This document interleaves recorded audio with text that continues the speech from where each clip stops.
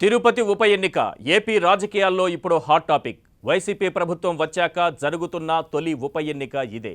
Notification విడుదలైన నాటి నుంచే తిరుపతిపై పట్టు నిలుపుకునేందుకు అన్ని పార్టీలు ముమ్మర ప్రయత్నాలు చేస్తున్నాయి. సిట్టింగ్ స్థానాన్ని నిలబెట్టుకుంటామనే ధీమా వైసీపీలో కనిపిస్తుండగా వైసీపీ పతనానికి నాంది తిరుపతి అంటూ టీడీపీ గట్టిగా చెబుతోంది. అయితే గెలుపు మాదే అంటూ బీజేపీ జనసేన కూటమి ధీమా వ్యక్తం చేస్తోంది. కాంగ్రెస్ కూడా పోరులోకి దిగింది. ఇంతకీ తిరునగరిపై ఎగిరే జెండా ఎవరిది?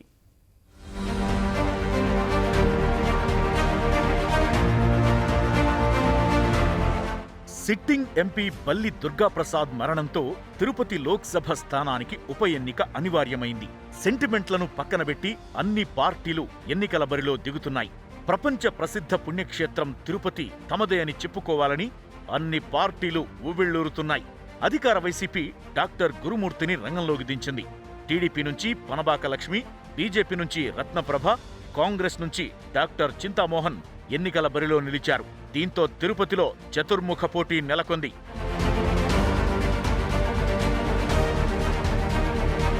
తిరుపతి లోక్సభ నియోజకవర్గంగా ఏర్పడిన 1952 నుంచి ఇప్పటి వరకు 17 సార్లు ఎన్నికలు జరిగాయి.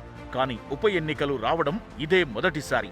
పార్లమెంటు నియోజకవర్గ పరిధిలోని 2 జిల్లాల్లో 7 అసెంబ్లీ సెగ్మెంట్లు ఉన్నాయి. చిత్తూరు జిల్లాలోని తిరుపతి, శ్రీకాళహస్తి, సత్యవేడు, నెల్లూరు జిల్లాలోని సూళ్లూరుపేట, గూడూరు, వెంకటగిరి, సర్వేపల్లి అసెంబ్లీ సెగ్మెంట్లు తిరుపతి పార్లమెంటు పరిధిలోకి వస్తాయి. సుమారు 16,90,000 మంది ఓటర్లు తిరుపతి లోక్సభ పరిధిలో ఉన్నారు. వీరిలో పురుష ఓటర్లు 8,28,000 మంది కాగా మహిళా ఓటర్లు 8,61,000కు పైనే.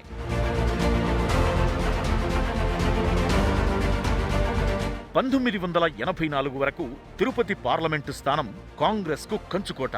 1984 ఎన్నికల్లో మాత్రం టీడీపీ నుంచి పోటీ చేసిన చింతామోహన్ విజయం సాధించారు. ఆ తరువాత ఆయన కాంగ్రెస్లోకి వెళ్లారు. 89, 91, 98, 2004, 2009 ఎన్నికల్లో కూడా ఆయన కాంగ్రెస్ అభ్యర్థిగా గెలిచారు. ఏపీలో కాంగ్రెస్ పార్టీ హవా కొనసాగుతున్న సమయంలో డాక్టర్ చింతామోహన్ తిరుపతి పార్లమెంటు నియోజకవర్గాన్ని తన అడ్డాగా మార్చుకున్నారు. మొత్తం 6 సార్లు తిరుపతి నుంచి ఎంపీగా గెలిచిన ఆయన పివి హయాంలో కేంద్ర మంత్రిగా కూడా పనిచేశారు. అయితే ఇదంతా గతం. రాష్ట్ర విభజన తరువాత తిరుపతి పార్లమెంటు స్థానం ముఖచిత్రం మారింది. 2014, 2019 ఎన్నికల్లో చింతామోహన్ ఘోర పరాభవాన్ని చవిచూశారు. 2014 ఎన్నికల్లో వైసీపీ తరపున వరప్రసాదరావు, 2019 ఎన్నికల్లో బల్లి దుర్గాప్రసాద్ విజయం సాధించారు. 1999 ఎన్నికల్లో టీడీపీ మద్దతుతో బీజేపీ అభ్యర్థి వెంకటస్వామి తిరుపతి ఎంపీగా సంచలన విజయం సాధించారు.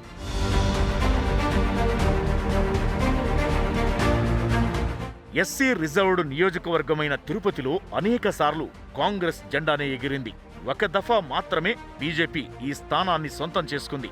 గడిచిన 2 ఎన్నికల్లోనూ వైసీపీ అభ్యర్థులు ఇక్కడ విజయం సాధిస్తున్నారు. 2019 ఎన్నికల్లో బల్లి దుర్గాప్రసాద్ ఏకంగా 2,28,000 ఓట్ల మెజారిటీతో విజయం సాధించారు. తిరుపతి లోక్సభ స్థానం క్రమంగా వైసీపీకి కంచుకోటగా మారుతోంది. అయితే గత సెప్టెంబర్లో బల్లి దుర్గాప్రసాదరావు అనారోగ్యంతో మరణించడంతో ఉప ఎన్నిక అనివార్యమైంది.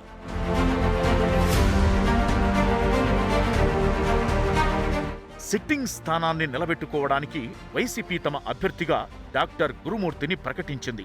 రాజకీయాలకు కొత్త, పైగా సౌమ్యుడు, విద్యావంతుడైన గురుమూర్తి పేరును అనూహ్యంగా సీఎం జగన్ తెరపైకి తెచ్చారు. గురుమూర్తిని గెలిపించే బాధ్యతను పార్టీ సీనియర్లు, మంత్రులపై పెట్టారు. తిరుపతి పార్లమెంటు పరిధిలోని 7 అసెంబ్లీ సెగ్మెంట్లకు 7 కీలక మంత్రులను ఇన్ఛార్జీలుగా సీఎం జగన్ నియమించారు. గెలుపుపై వైసీపీలో ఎలాంటి అనుమానం కనిపించడం లేదు.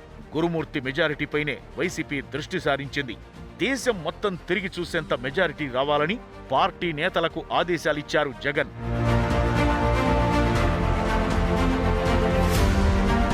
ఇక టీడీపీ అభ్యర్థి పనబాక లక్ష్మి గట్టిపోటీ ఇవ్వాలని ఉవ్విళ్లూరుతున్నారు. Panabaka Lakshmi senior parliamentarian. ఇదివరకు 4 మార్లు ఆమె లోక్సభకు ఎన్నికయ్యారు. కేంద్ర మంత్రిగా పనిచేశారు. 2019 ఎన్నికల్లో టీడీపీ తరఫున తిరుపతి బరిలో నిలిచిన ఆమె ఓటమి పాలయ్యారు. మరోసారి ఈ ఎన్నికల్లో పనబాక తన అదృష్టాన్ని పరీక్షించుకుంటున్నారు. గడిచిన 2 ఏళ్లుగా వైసీపీ అవలంబిస్తున్న ప్రజా వ్యతిరేక విధానాలు తనను గెలిపిస్తాయని పనబాక ధీమాగా ఉన్నారు.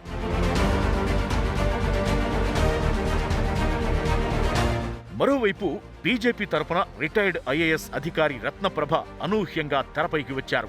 పార్టీ హైకమాండ్ సూచించిన పేరు కావడంతో ఆమె గెలుపు కోసం స్థానిక నాయకత్వం గట్టి ప్రయత్నాలు చేస్తోంది.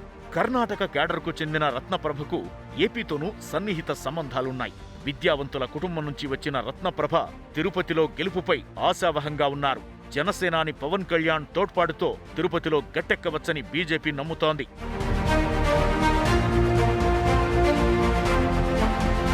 కాంగ్రెస్ పార్టీ నుంచి డాక్టర్ చింతామోహన్ మరోసారి బరిలో ఉన్నారు. 6 సార్లు ఇక్కడ గెలిచిన చింతామోహన్ మరోసారి విజయం సాధిస్తానని గట్టిగా చెబుతున్నారు. ప్రజల్లో గతంలో కాంగ్రెస్ పై ఉన్న ఆగ్రహం ఇప్పుడు లేదని ఆయన అంటున్నారు. అయితే విభజన తరువాత ఘోరంగా దెబ్బతిన్న కాంగ్రెస్ ప్రభావం ఈ ఎన్నికల్లో తక్కువే ఉండొచ్చన్న అంచనాలున్నాయి.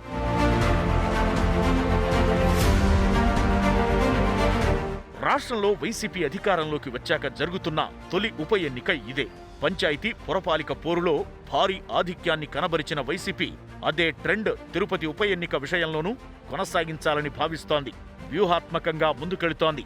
మరోవైపు వైసీపీ దూకుడుకు కళ్ళెం వేయడానికి తిరుపతి ఉప ఎన్నికే సరైన వేదిక అని టీడీపీ, బీజేపీ, కాంగ్రెస్లు భావిస్తున్నాయి. మరి ఏడుకొండలవాడి పాదాల చెంత ఉండే తిరుపతి ఎవరి పరమవుతుందన్నది తేలాలంటే మాత్రం మే 2 వరకు ఆగాల్సిందే.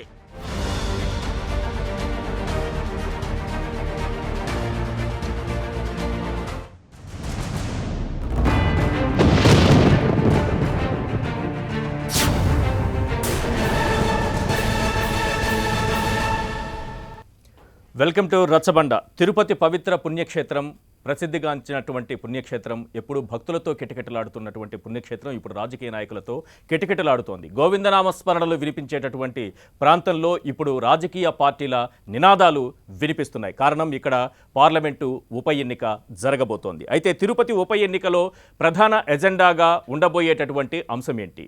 ఏకపక్షంగా ఇక్కడ ఫలితాలు ఉండబోతున్నాయా, లేకపోతే చతుర్ముఖ పోటీ ఉండబోతోందా? ప్రధానమైన అంశం టీడీపీ అలాగే కాంగ్రెస్, ఈ రెండు పార్టీలకు సంబంధించి అనుభవజ్ఞులు పోటీలో ఉంటే ఇటు వైసీపీ, బీజేపీ నుంచి కొత్తవారు బరిలో ఉన్నారు. వైసీపీకి సంబంధించి గురుమూర్తి ఆ పార్టీ తరపున అభ్యర్థిగా ఉంటే, ఇక బీజేపీ, జనసేన ఉమ్మడి అభ్యర్థిగా రత్నప్రభ పోటీలో ఉన్నారు. ఇక టీడీపీకి సంబంధించి కేంద్ర మంత్రిగా పనిచేసినటువంటి అనుభవం ఉన్న పనబాక లక్ష్మి ఉంటే, కాంగ్రెస్ పార్టీ నుంచి 6 సార్లు గెలిచినటువంటి ఎంపీగా గెలిచిన అనుభవం కలిగినటువంటి చింతామోహన్ బరిలో ఉన్నారు. మరి తిరుపతి ప్రజలు ఎవరికి ఓటు వేయబోతున్నారు? ఏ అంశాల ఎజెండాగా ఇక్కడ ఎన్నిక జరగబోతోంది? రాజకీయ పార్టీల వ్యూహాలు ఏ రకంగా ఉన్నాయి? ఎందుకంటే తిరుపతి ఉప ఎన్నిక ఫలితం అనేది మొత్తం దేశం మొత్తం కూడా చూస్తుంది. తిరుపతి అనగానే ఇక్కడ ఏ పార్టీ విజయం సాధించబోతోందనేటటువంటి ఆసక్తి కూడా ఇది రాష్ట్రానికి సంబంధించిన అంశమే కాదు, దేశం మొత్తం కూడా చూసేటటువంటి అవకాశం ఉంది. ఇదే ఇవాల్టి రచ్చబండ. రచ్చబండలో పాల్గొంటున్నారు మనకు తెలకపల్లి రవి గారు ఉన్నారు స్టూడియోలో, వారు senior analyst. Thopudurthi Prakash Reddy garu YSRCP MLA మనకు లైవ్లో మరి కాసేపట్లో జాయిన్ అవుతారు. విష్ణువర్ధన్ రెడ్డి గారు ఏపీ బీజేపీ ఉపాధ్యక్షులు మనకు లైవ్లో అందుబాటులో ఉన్నారు. మస్తాన్ వలి గారు ఏపీ కాంగ్రెస్ వర్కింగ్ ప్రెసిడెంట్ మనకు అందుబాటులో ఉన్నారు. అలాగే దీపక్ రెడ్డి గారు టీడీపీ ఎమ్మెల్సీ మనకు లైవ్లో అందుబాటులో ఉన్నారు. ముందుగా మనం తెలకపల్లి రవి గారితో మాట్లాడదాం. రవి గారు, అసలు ఈ తిరుపతి ఉప ఎన్నిక అనేది ఎందుకు ప్రధానమైనది? ఈ ఎన్నికతో వచ్చేటటువంటి ఫలితం భవిష్యత్తుకి ఎలాంటి సంకేతాలు ఇస్తుంది? ముందుగా అంటే ఒకటి, తిరుపతి అనగానే భారతదేశమే కాదు ప్రపంచవ్యాప్తంగా కూడా హిందువులు అత్యంత పవిత్రంగా భావించే ఒక పుణ్యక్షేత్రం. ఆయనకు అత్యధిక భక్త శ్రేణే కాకుండా అత్యంత సంపన్నుడైన దేవుడు కూడా వెంకటేశ్వర స్వామి. కాబట్టి ఆ ప్రాధాన్యత ఎప్పుడు తిరుపతికి పుణ్యక్షేత్రంగా అది ఉంటుంది. ఇక రెండవది, ఇప్పుడు తిరుపతికి ఒక ప్రత్యేకత ఎక్కడి నుంచి వస్తుందంటే, నరేంద్ర మోదీ గారు కూడా ప్రస్తుత ప్రధానమంత్రి గారు 2014 విభజన తర్వాత మొదటి ఎన్నికల్లో అక్కడే వాగ్దానం చేశారు. ప్రత్యేక హోదా, ఢిల్లీని మించిన రాజధాని, ఇవన్నీ కూడా అవన్నీ ఇంకా కలలుగానే ఉన్నాయి. 2019లో గెలిచిన తర్వాత కూడా ఆయన మొదటిసారి అవగానే తిరుపతికి వచ్చి బహిరంగ సభ పెట్టారు. జగన్మోహన్ రెడ్డి అక్కడ పాదాభివందనం చేశారు. ఇవన్నీ కూడా మనం అప్పుడు చూసాం మనం. కాబట్టి తిరుపతిలో మోదీ వాగ్దానాలు, మోడీ ఇవన్నీ కూడా చాలా ముఖ్యంగా కేంద్రాన్ని, బీజేపీని. ఇప్పుడు ఆంధ్రప్రదేశ్లో విశాఖ ఉక్కు అంటే ప్రత్యేక హోదా ఇవ్వలేదు, రాజధాని జరగలేదు దగ్గర నుంచి ఇప్పుడు విశాఖ ఉక్కు వరకు కూడా ఒక విధంగా బీజేపీ రాష్ట్రానికి కావాల్సిన వాగ్దానాలు భంగం చేసింది, చేయలేదు, అమలు చేయలేదు అనే ఒక వాతావరణం బలంగా ఉంది. విశాఖ ఉక్కు కూడా వాళ్ళ నిర్ణయమే కదా. కాబట్టి అది రంగస్థలం అవుతుంది సహజంగా. ఆ ప్రకటన చేసినటువంటి ఆ ప్రవచనం వచ్చినటువంటి స్థలం కాబట్టి. ఇంకోటి బీజేపీ ఉప ఎన్నికను ముందుగా రంగం మీదకి తెచ్చింది. దుబ్బాకలో గెలిచిన రఘునందన్ తెలంగాణలో గెలిచిన దుబ్బాక నుంచి నేరుగా ఆయన తిరుపతికి వెళ్ళిపోయి ఈ ఉప ఎన్నికల్లో కూడా గెలుస్తామన్నారు. తర్వాత సోమవీర్రాజు గారు బయలుదేరారు. తర్వాత జాతీయ సదస్సు మన విష్ణువర్ధన్ రెడ్డి, సునీల్ దేవధర్ వీళ్ళందరూ కూడా 11 మంది బీజేపీ నాయకులు వచ్చి అక్కడ కాటేజీలు తీసుకొని వాళ్ళకి చాలా హంగామా బీజేపీ మొదలుపెట్టింది. అంటే ఇక్కడ BJP highly proactive and also answerable, ఒక సమాధానం చెప్పాల్సిన పరిస్థితిలో ఉంది.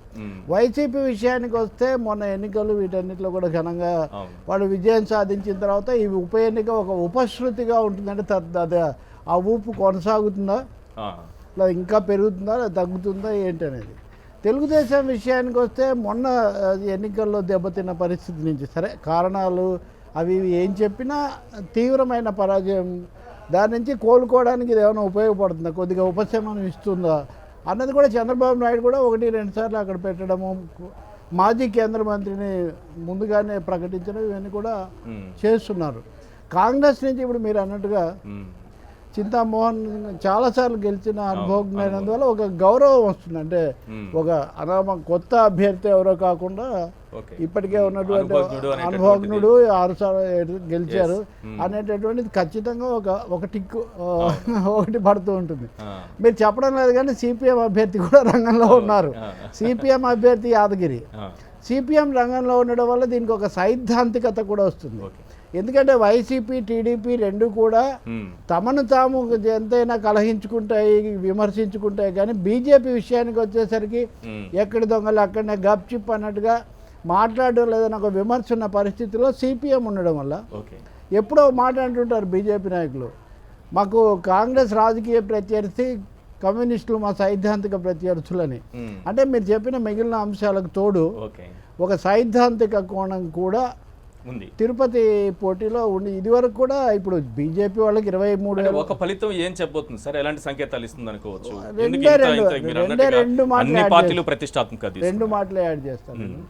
ఇప్పుడు బీజేపీకి 23,000 ఓట్లు వచ్చాయి ఒకసారి గతసారి, చాలా మిగతా వాళ్ళతో పోలిస్తే. సిపిఎం అభ్యర్థికి కూడా 16,000 ఓట్లు వచ్చాయి సుబ్రహ్మణ్యం ఆయన 2014లో పోటీ చేసినప్పుడు. కాబట్టి వాళ్ళకుండే పునాది ఏదో అక్కడ ఉంది. టీడీపీ ఎప్పుడు పెద్దగా ఇక్కడ గెలవలేదు. ఇందాక మీరు వేసినట్టుగా 84లో ఎన్టీఆర్ పార్టీ పెట్టిన తర్వాత మొదటిసారి తప్ప, ఆ తర్వాత కాంగ్రెస్ గెలుస్తూ వస్తూ ఉంది. గెలిచిన ఒక్కసారి బీజేపీకి ఇచ్చారు, మాకు ఇచ్చారు కాబట్టి అంటారు కానీ మీకు గత 2 సార్లు రాలేదు కదా. కాబట్టి ఈ పార్టీలు అన్నిటికీ కూడా వాళ్ళ బీజేపీ అధికార పార్టీకేమో ప్రధానంగా సత్తా కొనసాగించుకోవాల్సిన సందర్భం అయితే, ఇంకొక అతి ముఖ్యమైన అంశం పెద్దిరెడ్డి రామచంద్రారెడ్డి చంద్రబాబు మధ్యలో రణరంగంగా రాష్ట్రానికే ఒక రణానికి కేంద్ర బిందువుగా కనిపిస్తుంది. కురుక్షేత్రంగా కనిపి చిత్తూరు జిల్లా కాబట్టి అది కూడా ఒక అదనపు అంశాన్ని జోడిస్తుంది. ఇక పౌర విషయానికి వస్తే ఇంత అంతర్జాతీయ పుణ్యక్షేత్రం అయినప్పటికీ ఇప్పటికి కూడా తిరుపతికి ఉండాల్సిన పౌర సదుపాయాలు ఇలాంటి విషయాల్లో వాళ్ళకున్న ధన సంపదతో పోలిస్తే పౌర సదుపాయాల విషయంలో చాలా వెనుకబాటు ఉంది. అలాగే మన్నవరం బిహెచ్ఎల్ ఇస్తామని ఇవ్వలేదు, ఇలాంటి విమర్శలు కూడా కొన్ని ప్రజల కోణంలో కూడా మరి ఇవన్నిటికీ ఏం సమాధానం? మన్నవరం అంటుంటే విశాఖ ఉక్కు కూడా తీసుకుపోతున్నారే అనే ఒక ప్రశ్న కూడా ఉత్పన్నమవుతుంది. కాబట్టి ఒక కీలకమైన రాజకీయ ఘర్షణాత్మకమైన ఉద్వేగభరితమైన అనేక సవాళ్ల మధ్య ఈ ఉప ఎన్నిక రావటం, బీజేపీకి సంబంధించి Dubbaka to Tirupati via GHMC council అన్న దాంట్లో కౌన్సిల్ దెబ్బతిన్న తర్వాత ఇప్పుడు 2 రాష్ట్రాలను కలిపి చూడడం కూడా ఇక్కడ ఒక విశేషం తిరుపతిలోనే మొదలైంది.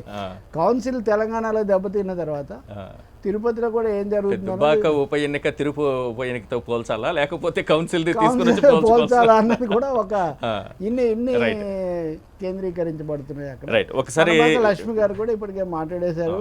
అలా గురుమూర్తి, ఆయన మూర్తి అయిందే కానీ గురువులందరూ అక్కడ చాలా మంది ఉండే, ఆయన గురువు జగన్ గారు వాళ్ళందరికీ అప్పగించారు. ఆయన ఎమ్మెల్యేలకు మంత్రులకు మీరు గెలిపించాలి, కొత్త అభ్యర్థి వైద్యుడు ఈయన పెట్టామని చెప్పి.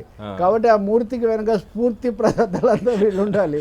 అనేక రూపాల్లో ఈ ప్రత్యేకతలన్నీ కూడా మనకు కనిపిస్తాయి. రైట్. వైసీపీ అభ్యర్థి గురుమూర్తితో ఒకసారి మాట్లాడే ప్రయత్నం చేసి మనం రచ్చబండ కార్యక్రమాన్ని ప్రారంభిద్దాం. గురుమూర్తి గారు, తిరుపతి ఎన్నికలను మీరు వైసీపీ కావచ్చు లేకపోతే ఒక అభ్యర్థిగా మీరు ఎలా ఫేస్ చేయబోతున్నారు? ఎలా ఫేస్ చేయబోతున్నామంటే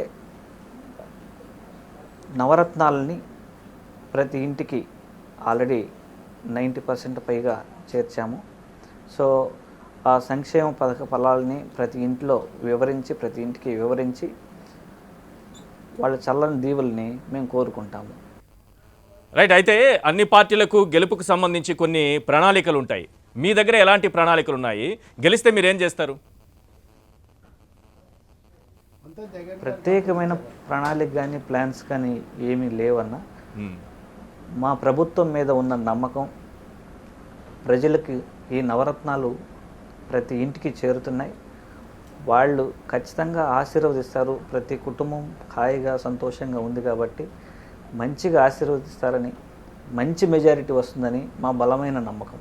ఇంతకుముందు రవి గారు అభివృద్ధి విషయంలో ఇప్పటి వరకు జరుగుతున్న అభివృద్ధి పనులు, స్మార్ట్ సిటీ వర్క్స్ కానీ, రైల్వే స్టేషన్ వర్క్స్ కానీ, ఎయిర్పోర్ట్ వర్క్స్ కానీ, ఇవన్నీ కొనసాగిస్తూనే ఇంకా అవసరమైన చోటలల్లా ఎక్కడైతే ఇంకా ఎక్కువ నిధులు అవసరమో, ఎక్కడైతే ఇంకా ఎక్కువ సమస్యలు డే టు డే వస్తూనే ఉంటాయి, వీటన్నిటిని బేరీజ్ వేసుకుని చూసుకుని ప్రతి దాని మీద కేంద్ర ప్రభుత్వం మీద పోరాటం చేసి గౌరవశ్రీ వైఎస్ జగన్మోహన్ రెడ్డి గారి నాయకత్వంలో బలంగా పోరాటం చేసి ఎక్కువ నిధులు తేవడానికి ప్రయత్నం చేస్తాం.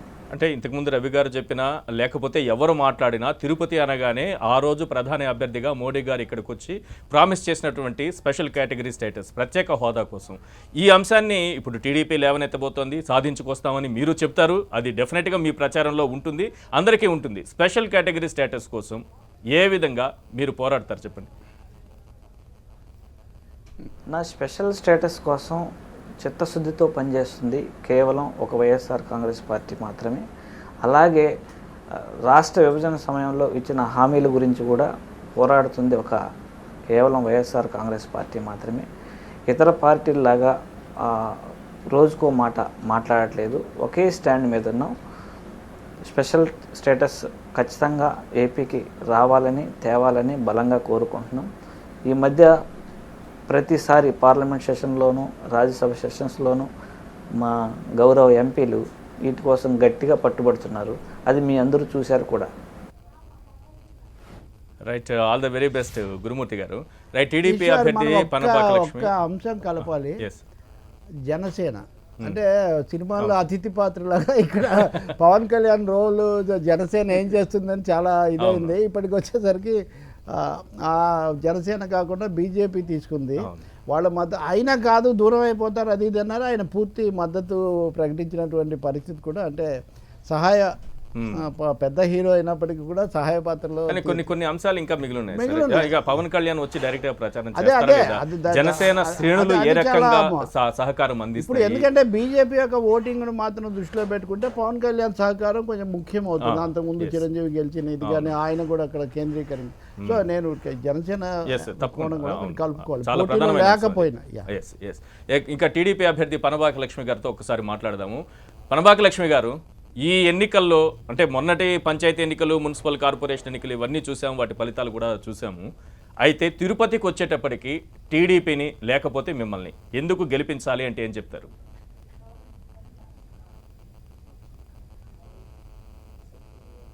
ఉప ఎన్నికల్లో కేంద్ర రాష్ట్ర ప్రభుత్వాలకి బుద్ధి చెప్పాలంటే కనుక టీడీపీ అభ్యర్థినటువంటి నన్ను గెలిపించాలని నేను కోరుతా ఉన్నాను. ఎందుకనంటే కేంద్రము ఈ రాష్ట్రం గురించి పట్టించుకోవట్లేదు, ఈ రాష్ట్రం కూడా రాష్ట్రం గురించి పట్టించుకోవట్లేదు. కేంద్రం అయితే కనుక ఆంధ్రుల ఆత్మాభిమానం దెబ్బతినే విధంగా ప్రవర్తిస్తూ ఉంది. రాష్ట్రం అయితే కనుక ఈ రాష్ట్రానికి ప్రత్యేక హోదా తెప్పిస్తాము, మీరు అత్యధిక ఎంపీలను ఇవ్వండి అని చెప్పని పోయిన ఎన్నికల్లో వైసీపీ ప్రభుత్వం అడగడం జరిగింది. ఆ పార్టీని నమ్మి ప్రజలు ఈ రాష్ట్రానికి ప్రత్యేక హోదా ఎట్లాగైనా ఖచ్చితంగా రావాలన్న దీంతో 22 మంది ఎంపీలను ఇస్తే ఇంతవరకు కూడా ఆ అంశం మీద పార్లమెంట్లో లేవనెత్తిన దాఖలాలు కనిపించలేదు. కాబట్టి నన్ను గెలిపిస్తే నాకు తోడుగా అంతకుముందున్న 3 తెలుగుదేశం ఎంపీలతో పాటు నేను కూడా నా గొంతుని పార్లమెంట్లో వినిపించి వాళ్ళతో సమానంగా పోరాడి ఈ రాష్ట్రానికి ప్రత్యేక హోదా కావాలని నా వంతు నేను కృషి చేస్తాను. అయితే వైసీపీ వ్యూహం ఏ రకంగా ఉందో మీరు చూసే ఉంటారు. 7 నియోజకవర్గాలకు 7 మంత్రులు నియమించారు. అదనంగా ఇంకో మంత్రికి కూడా బాధ్యత అప్పగించారు. ఓవరాల్గా వారి వ్యూహం చూస్తే మీరేమంటారు? నేను ఆధారపడను. ఇది నాకేమి మొదటి ఎన్నిక కాదు. ఎంతమంది వచ్చినా కూడా ప్రజలే దేవుళ్ళు, వాళ్ళే తీర్పు చెప్తారు. అక్కడ ఆ మంత్రి వచ్చారో ఇక్కడ ఈ ఎమ్మెల్యే ఉన్నారని భయపడి ఎవ్వరు ఓటర్ అనేవాళ్ళు భయపడక్కర్లేదు. ఎందుకంటే నేను ఇందాకే చెప్పాను, ఎలక్ట్రానిక్ ఓటింగ్ సిస్టంలో ఓటు జరుగుతుంది కాబట్టి ప్రజలు ఓటేసి గెలిపిస్తారు. ఎందుకనంటే ఈ రాష్ట్రానికి ఇప్పుడు వరకు చెప్తున్న అబద్ధాలను ఇంకా నమ్మే పరిస్థితిలో వాళ్ళు లేరు ప్రజలు. ధరలు అయితేనేమి, ఇలా గ్యాస్ అయితేనేమి, ఇసుక అయితేనేమి, ఇవన్నీ ఒకళ్ళు చెప్పేవి కాదు. రోజువారీ జీవితంలో మనం చూస్తున్న సమస్యలు ఇవి. వీటన్నింటినీ దృష్ట్యా టీడీపీ ప్రభుత్వం ఉన్నప్పుడే బాగుంది అన్న ఒక అభిప్రాయం అయితే ఇప్పట్లో ప్రజల్లో ఉంది కాబట్టి ఖచ్చితంగా నాకేస్తారు. నేను రాష్ట్రంలో మిగతా ప్రాంతాల్లో ఎన్నికలంటే ప్రత్యేక హోదా అంశం గుర్తుకొస్తుందో రాదా, కానీ తిరుపతి అంటే మాత్రం ముందుగా గుర్తొచ్చేది ఆ అంశమే. ఒకవైపేమో కేంద్రం చెప్తోంది ప్రత్యేక హోదా ఏమో ముగిసిపోయిన అంశం అంటున్నారు, మీరేమో నేను గెలిస్తే ప్రత్యేక హోదా కోసం పోరాడతానంటున్నారు. సింపుల్, ఏం లేదు, మీరొక్కరు గెలిస్తే మీ ఒక్కరితో హోదా వస్తుందా? అంటే నా ఒక్కరితో హోదా వస్తుందని కాదు, ప్రత్యేక హోదా ఇస్తాను అని చెప్పినప్పుడు యూపీఏ ప్రభుత్వంలో ప్రధానమంత్రి మన్మోహన్ సింగ్ గారు ఉభయ సభల్లో చెప్పినప్పుడు నేనే ప్రత్యక్ష సాక్షిని. ఇప్పటి ఉపరాష్ట్రపతి వెంకయ్యనాయుడు గారు కూడా ఆయన ఒక ప్రత్యక్ష సాక్షి. ఇంకా 14వ పంచవర్ష ప్రణాళిక సంఘం ఇవ్వనంది అని అంటే ఈ సంఘం, ఈ ఫైనాన్స్ మినిస్టరు, లేకపోతే ఇవన్నీ ప్లానింగ్ కమిషను, ఇవన్నీ ఎవరి కిందకు వస్తాయి? నీతి ఆయోగ్, ఇవన్నీను ఒక ప్రధానమంత్రి కిందకు వస్తాయి.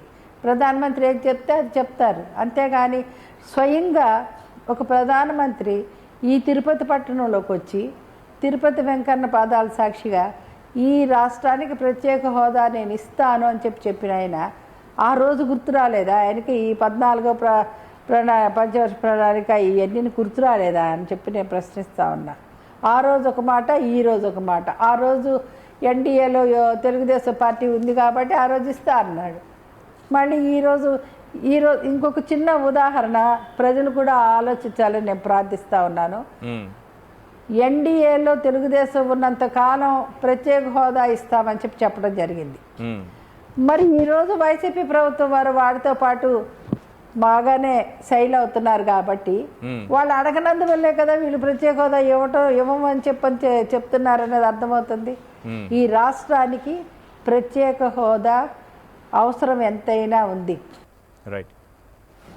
రైట్, థ్యాంక్ యూ అండి పనబాకి లక్ష్మి గారు. చివరిగా ఒకసారి మనం కాంగ్రెస్ అభ్యర్థి చింతామోహన్ గారితో మాట్లాడాక రచ్చబండ కార్యక్రమంలో మిగిలినటువంటి అన్ని పార్టీలకు సంబంధించినటువంటి ప్రతినిధులు ఉన్నారు, వారితో మాట్లాడేటటువంటి ప్రయత్నం చేద్దాం. ముందుగా చింతామోహన్తో మాట్లాడదాం.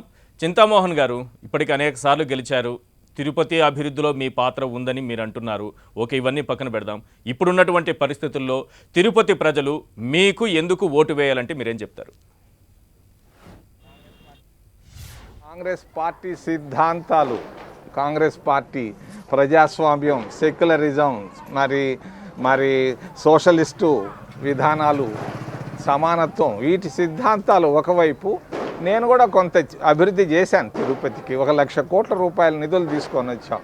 భారతదేశంలో ఏ లోక్సభ ఎంపీ ధ్యానంతో నిధులు 7 జాతీయ రహదారులు తీసుకొని వచ్చాను, 70,000 కోట్లు. మరి ఆయన ఎవరో ఒక బీజేపీ లీడర్ మేము తెచ్చామంటే నేను అడగగానే ఆయన పాపం ఆగిపోయాడు. మరి అంతర్జాతీయ విమానాశ్రయం తీసుకొచ్చాం, మనవరం బెల్ ఫ్యాక్టరీని తీసుకొచ్చాం, దుగరాజపట్నం ఓడరేవుని తీసుకొచ్చాం, ఆరోగ్య రంగంలో చిన్నపిల్లల ఆసుపత్రి, కాన్పుల ఆసుపత్రి, మరి స్విమ్స్ ఆసుపత్రి నిలబెట్టాం. మరి ఇంత మంచి పనులు మేము చేశాం కాబట్టి నాకు ఆ నైతికత ఉంది అడిగేదానికి మరి అన్ని విధాల. అంటే రాష్ట్ర విభజన 2014 తర్వాత పరిస్థితులను తీసుకుంటే కాంగ్రెస్ పరిస్థితి ఏ రకంగా ఉందో మనం చూస్తున్నాం. ప్రజలు ఇచ్చేటటువంటి తీర్పు ఓట్ల రూపంలో, ఫలితాల రూపంలో మనం చూస్తున్నాం. నిజానికి కాంగ్రెస్ పై ప్రజలకు ఉన్నటువంటి కోపం పోయినట్టేనా? ఒక నెల రోజుల క్రితం మీరుకున్నటువంటి సందేహాలు నాకున్నాయి. నేను దాదాపుగా 150 గ్రామాలు తిరిగాను. దాదాపుగా 6,000 నుంచి 7,000 ఇళ్ళు నేను ఇంటింటికి వెళ్ళి కరపత్రం ఇచ్చి కాంగ్రెస్ పార్టీకి ఓటేయమని అడిగాను. మరి 14లో వెళితే నన్ను చీ అన్నారు, 19లో వెళితే చీ అన్నారు. ఈరోజు వెళితే ప్రతి దగ్గర స్మైల్ కనిపిస్తూ ఉంది. ఇది ఒక గొప్ప మార్పుగా నాకు కనిపిస్తూ ఉంది. మెయిన్గా భారతీయ జనతా పార్టీ మోడీ పైన చాలా, కేంద్ర ప్రభుత్వం పైన చాలా వ్యతిరేకత ఉంది. పెట్రోలు, డీజిల్, గ్యాస్ ధరలు పెంచడం వల్ల. మరి అంతేకాదు ఈరోజు విశాఖ ఉక్కును అమ్మాడు, రైతుల ఉద్యమాలు జరుగుతున్నాయి. వీటన్నిటి వల్ల మోడీ పైన, కేంద్ర ప్రభుత్వం పైన తీవ్రమైన వ్యతిరేకత మొదలైంది. రాష్ట్ర ప్రభుత్వం పైన నేను అనుకున్నాను జగన్ గ్రౌండ్లో చాలా బాగున్నాడని. గ్రౌండ్లో బాగా లేడు. ఉన్నత వర్గాల్లో ఆయన పట్ల ఏమీ లేదు. మధ్యతరగతి కుటుంబాలు ఆయన పైన ఏమీ లేదు. చిన్న సన్నకారు మరి జీవితాల్లో ఉన్నటువంటి వాళ్ళల్లో భయం ఉంది. జగన్ అంటే ప్రేమ ఉంది అనుకున్నాను, కానీ ఆయన పైన ప్రేమ పోయింది, భయం వచ్చి కూర్చోనుంది. రైట్, థ్యాంక్ యూ చింతామోహన్ గారు, మీ అభిప్రాయాలు తెలియజేసినందుకు. రైట్, ఒకసారి మనం ఏపీ బీజేపీ ఉపాధ్యక్షులు విష్ణువర్ధన్ రెడ్డి గారు ఉన్నారు. విష్ణువర్ధన్ రెడ్డి గారితో మాట్లాడదాం. విష్ణువర్ధన్ రెడ్డి గారు, డైరెక్ట్ క్వశ్చన్, ఈ తిరుపతి ఎన్నికల్లో బీజేపీ ప్రధాన ఎజెండా ఏంటి? ఏం చెప్పి ప్రజల్లోకి వెళుతారు? నిజానికి ప్రజల్ని ఓట్లు అడగడానికి ఏదో ఒకటి చెబుతూ ఉంటారు, కానీ అదేంటో కానీ బీజేపీ పరిస్థితి ముందుగా సమాధానం చెప్పుకొని ఓట్లు అడగాల్సినటువంటి పరిస్థితి ఏర్పడింది.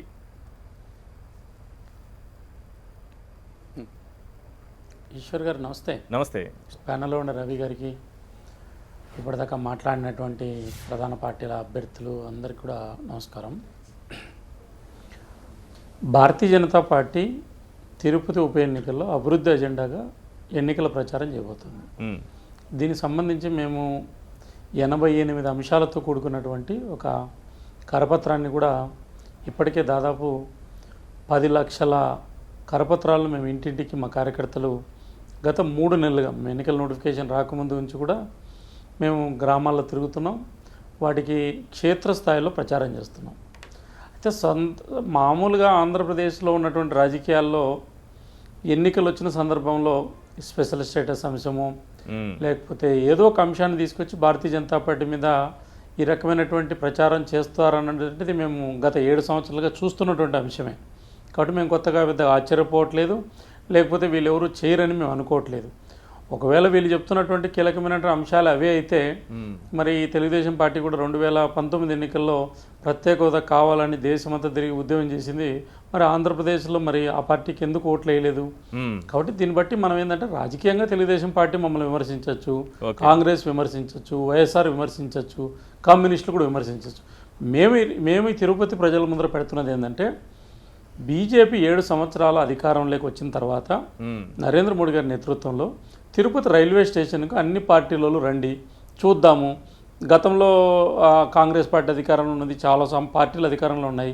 మరి తిరుపతి అంతర్జాతీయ ప్రమాణాలు కలిగినటువంటి ఎయిర్పోర్ట్లో ఏ సదుపాయాలు ఉంటాయో ఆ సదుపాయాలు తిరుపతి ఎయిర్పోర్ట్లో వచ్చాయి. మరి ఎందుకు నరేంద్ర మోడీ గారు ప్రధానమంత్రి అయిన తర్వాతనే తిరుపతిలో వచ్చాయి?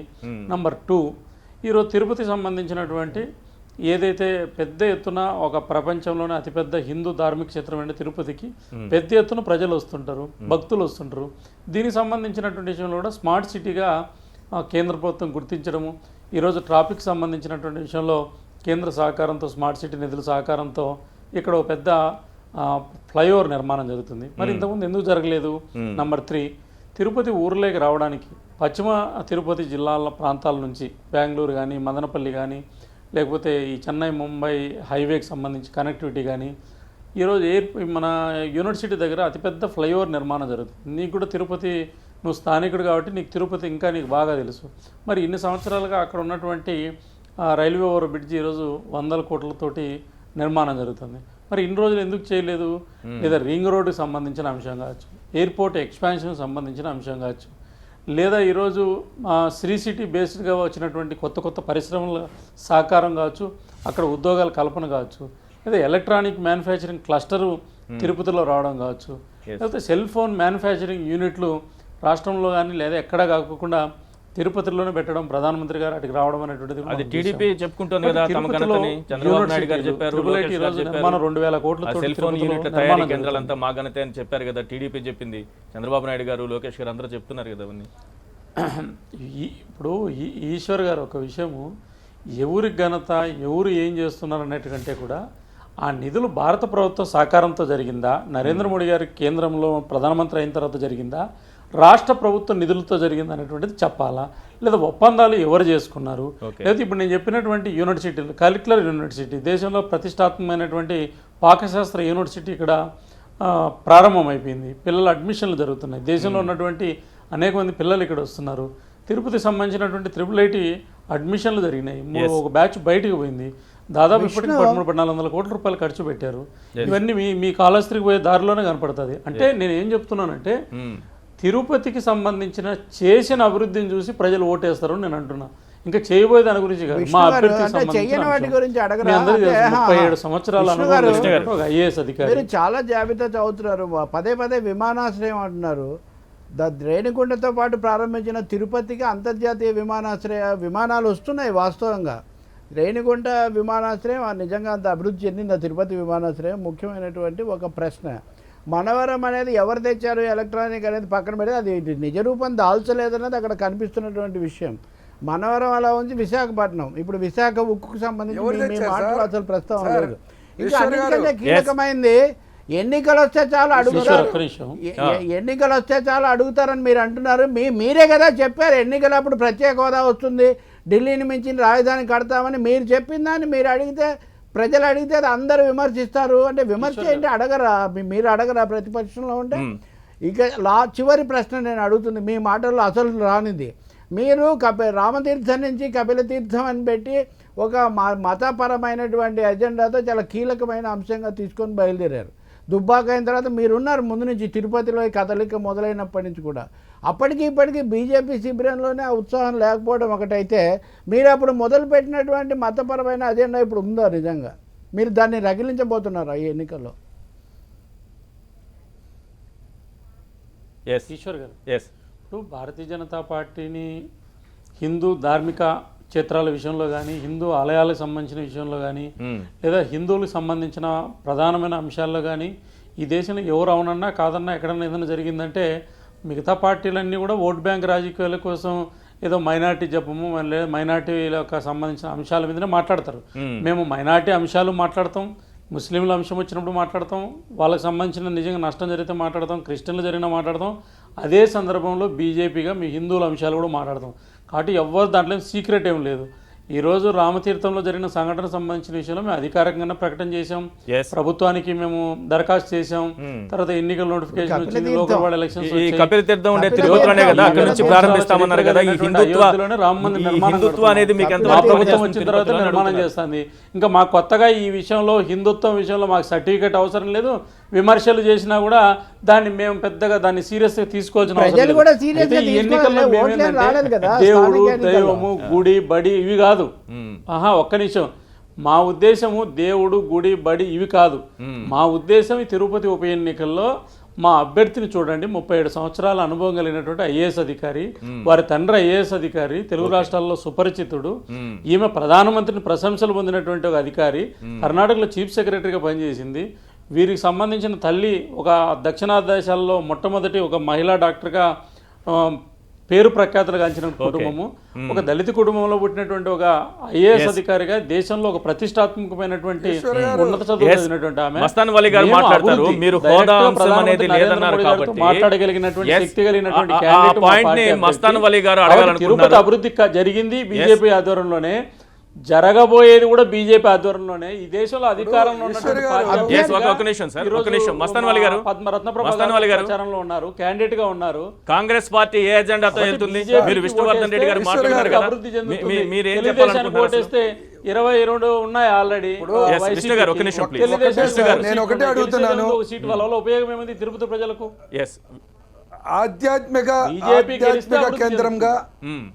ఆధ్యాత్మిక కేంద్రంగా ప్రపంచంలోనే ఒక గొప్ప పుణ్యక్షేత్రం తిరుపతి.